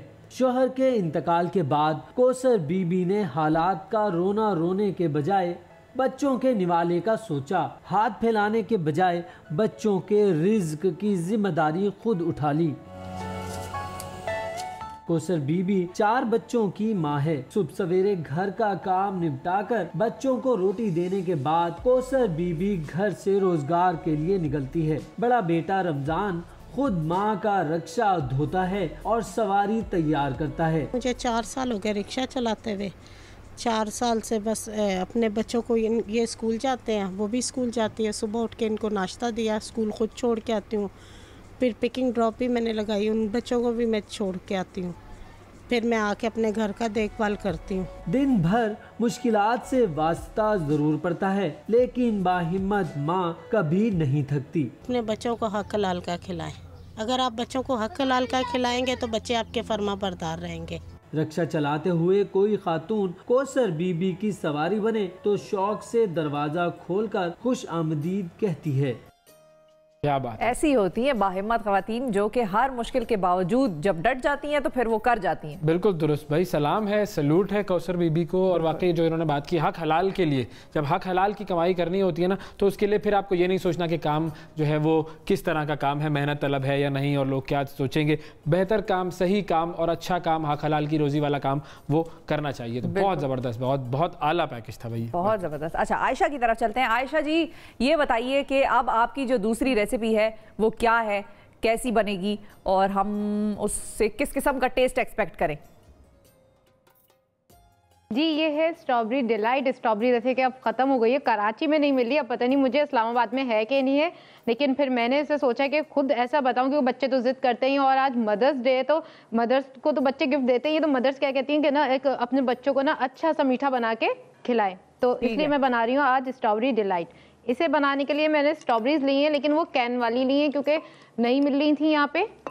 अगर आपको मिल जाए फ्रेश, या आप इसे फ्रीजर भी कर सकते हैं। आयशा जुगाड़ लगा लेती हैं, कर सकते हैं आप। इसे एक लेयर लगाएं, हाँ आप उसकी एक लेयर लगाएं और उस पर चीनी हल्की सी छिड़के फिर एक लेयर लगाएं। उस पर आप जो पैकिंग आती है प्लास्टिक की वो लगाएं, इस तरह से रख के आप उसे 3-4 महीने के लिए सेव कर सकते हैं। यहाँ मैंने जैम बनाया है, इसी स्ट्रॉबेरी को लिया था, उसमें मैंने चीनी ऐड की थी, थोड़ा सा बटर ऐड किया था और नींबू का जूस, और ये बहुत अच्छा जैम बन गया है। इसे आप ना डबल रोटी, उस पर ब्रेड या बन उस पर भी लगा के खा सकते हैं। थोड़ा सा वो शामिल कर रही हूँ, ठीक है। इसमें स्ट्रॉबेरी सिरप जाएगा, 1 चाय का चम्मच डालिए, और स्ट्रॉबेरी एसेंस, अगर स्ट्रॉबेरी सिरप, तीनों चीजें हमने डाल दी इसमें। बहुत ही शदीद स्ट्रॉबेरी हो गई है तो। हाँ, और ये स्ट्रॉबेरी एसेंस, हाँ अगर ना मिले तो आप वेनिला एसेंस भी डाल सकते हैं या आइसक्रीम सोडा एसेंस भी डाल सकते हैं। स्ट्रॉबेरी का नीचे मैंने सबसे पहले इसमें ऑल पर्स की क्रीम ऐड की थी, क्योंकि ऑल पर्स की क्रीम मैं बहुत सारी इसमें यूज कर रही हूँ, तो ऑल पर्स की क्रीम का पैकेट डाल दिया था मैंने। इसका टेस्ट बहुत अच्छा होता है और आपको और कोई चीज़ डालने की जरूरत नहीं है। शुक्र करें मैंने स्ट्रॉबेरी आइसक्रीम नहीं डाली, क्योंकि हम इसमें ऑल पर्स की क्रीम का इस्तेमाल कर रहे हैं जो खाली इन्हीं के दूध से तैयार की जाती है। इसे हम इसे ब्लेंड करेंगे। ब्लेंड करें यहाँ मैं बता दूं मैंने क्या किया था। ब्लेंड करें और ब्लेंडिंग के वक्त हम वापस आते हैं। आप इधर ही प्रोसेस को रोके रखिए, इसके बाद क्या होगा हम ब्रेक से वापस आके जानते हैं नाज़रीन।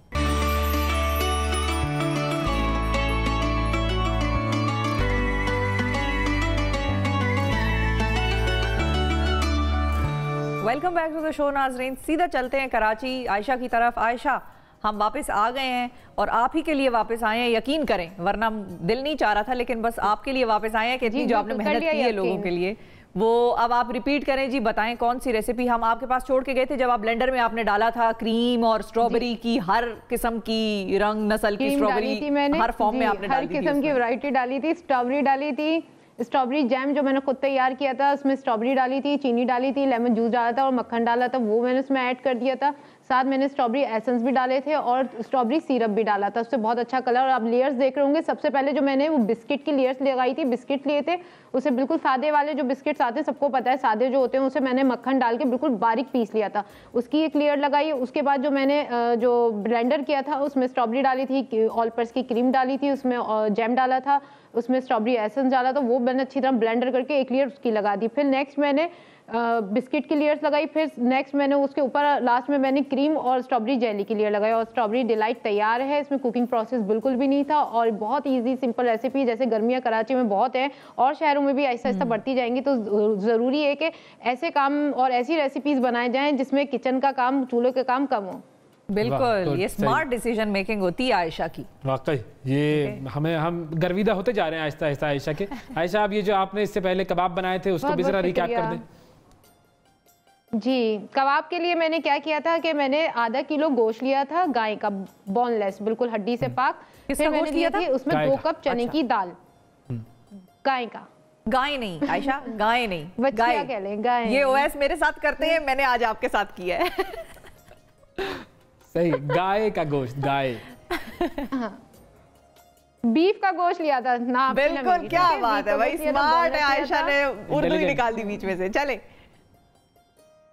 सही है, ठीक है। बीफ लिया था हमने आधा किलो और हमने 2 कप चने की दाल ली थी, वो हमने डाली। साथ हमने उसमें सिर्फ नमक, साबित लाल मिर्च और लहसुन अदरक का पेस्ट, ये तीनों चीज़ें हमने शामिल करके इसे पकने गलने के लिए रख दिया। जब बिल्कुल गल गया, बिल्कुल अच्छी तरह पक गया, उसके बाद हम तमाम मसाले शामिल करेंगे। अगर कुटे हुए मसाले हम उसी वक्त शामिल कर देंगे तो क्या होगा, सारा हमारे कबाबों का गोश्त काला हो जाएगा, कबाब बिल्कुल मज़ेदार नहीं बनेंगे, क्योंकि उनका जो अरोमा होगा, टेस्ट होगा, सब ज़ाया हो जाएगा पानी में। तो हमने क्या किया था, उसमें लिए थे हमने कुटा हुआ धनिया, बिल्कुल फ्रेश कूटा था, कुटा हुआ जीरा, कुटी हुई लाल मिर्च, कुटी हुई काली मिर्च ली थी हमने और पिसा हुआ गरम मसाला, ये चारों चीज़ें हमने डाली, बस अच्छी तरह मिक्स किया और उसे बिल्कुल हमने पीसना रख दिया। पीसने के लिए मैंने उसमें 1 अंडा शामिल किया था, फिर 1 अंडा बाद में शामिल किया था जब मैं उसकी टिकिया बना रही थी। ऊपर से मैंने जो इसमें वो डाला है टेस्ट अच्छा करने के लिए, हरा धनिया, पुदीना और हरी मिर्चें, बस ये सब चीज़ें अच्छी तरह मिक्स की और इसे शैलो फ्राई किया और तैयार है हमारी शामी कबाब। क्या बात है, ज़बरदस्त जी, बेहतरीन। ये दोनों चीज़ें तैयार हो गई और अब अफ्तार का वक्त इस्लामाबाद में हुआ चाहता है, तो अफ्तार की तरफ चलते हैं इस्लामाबाद की।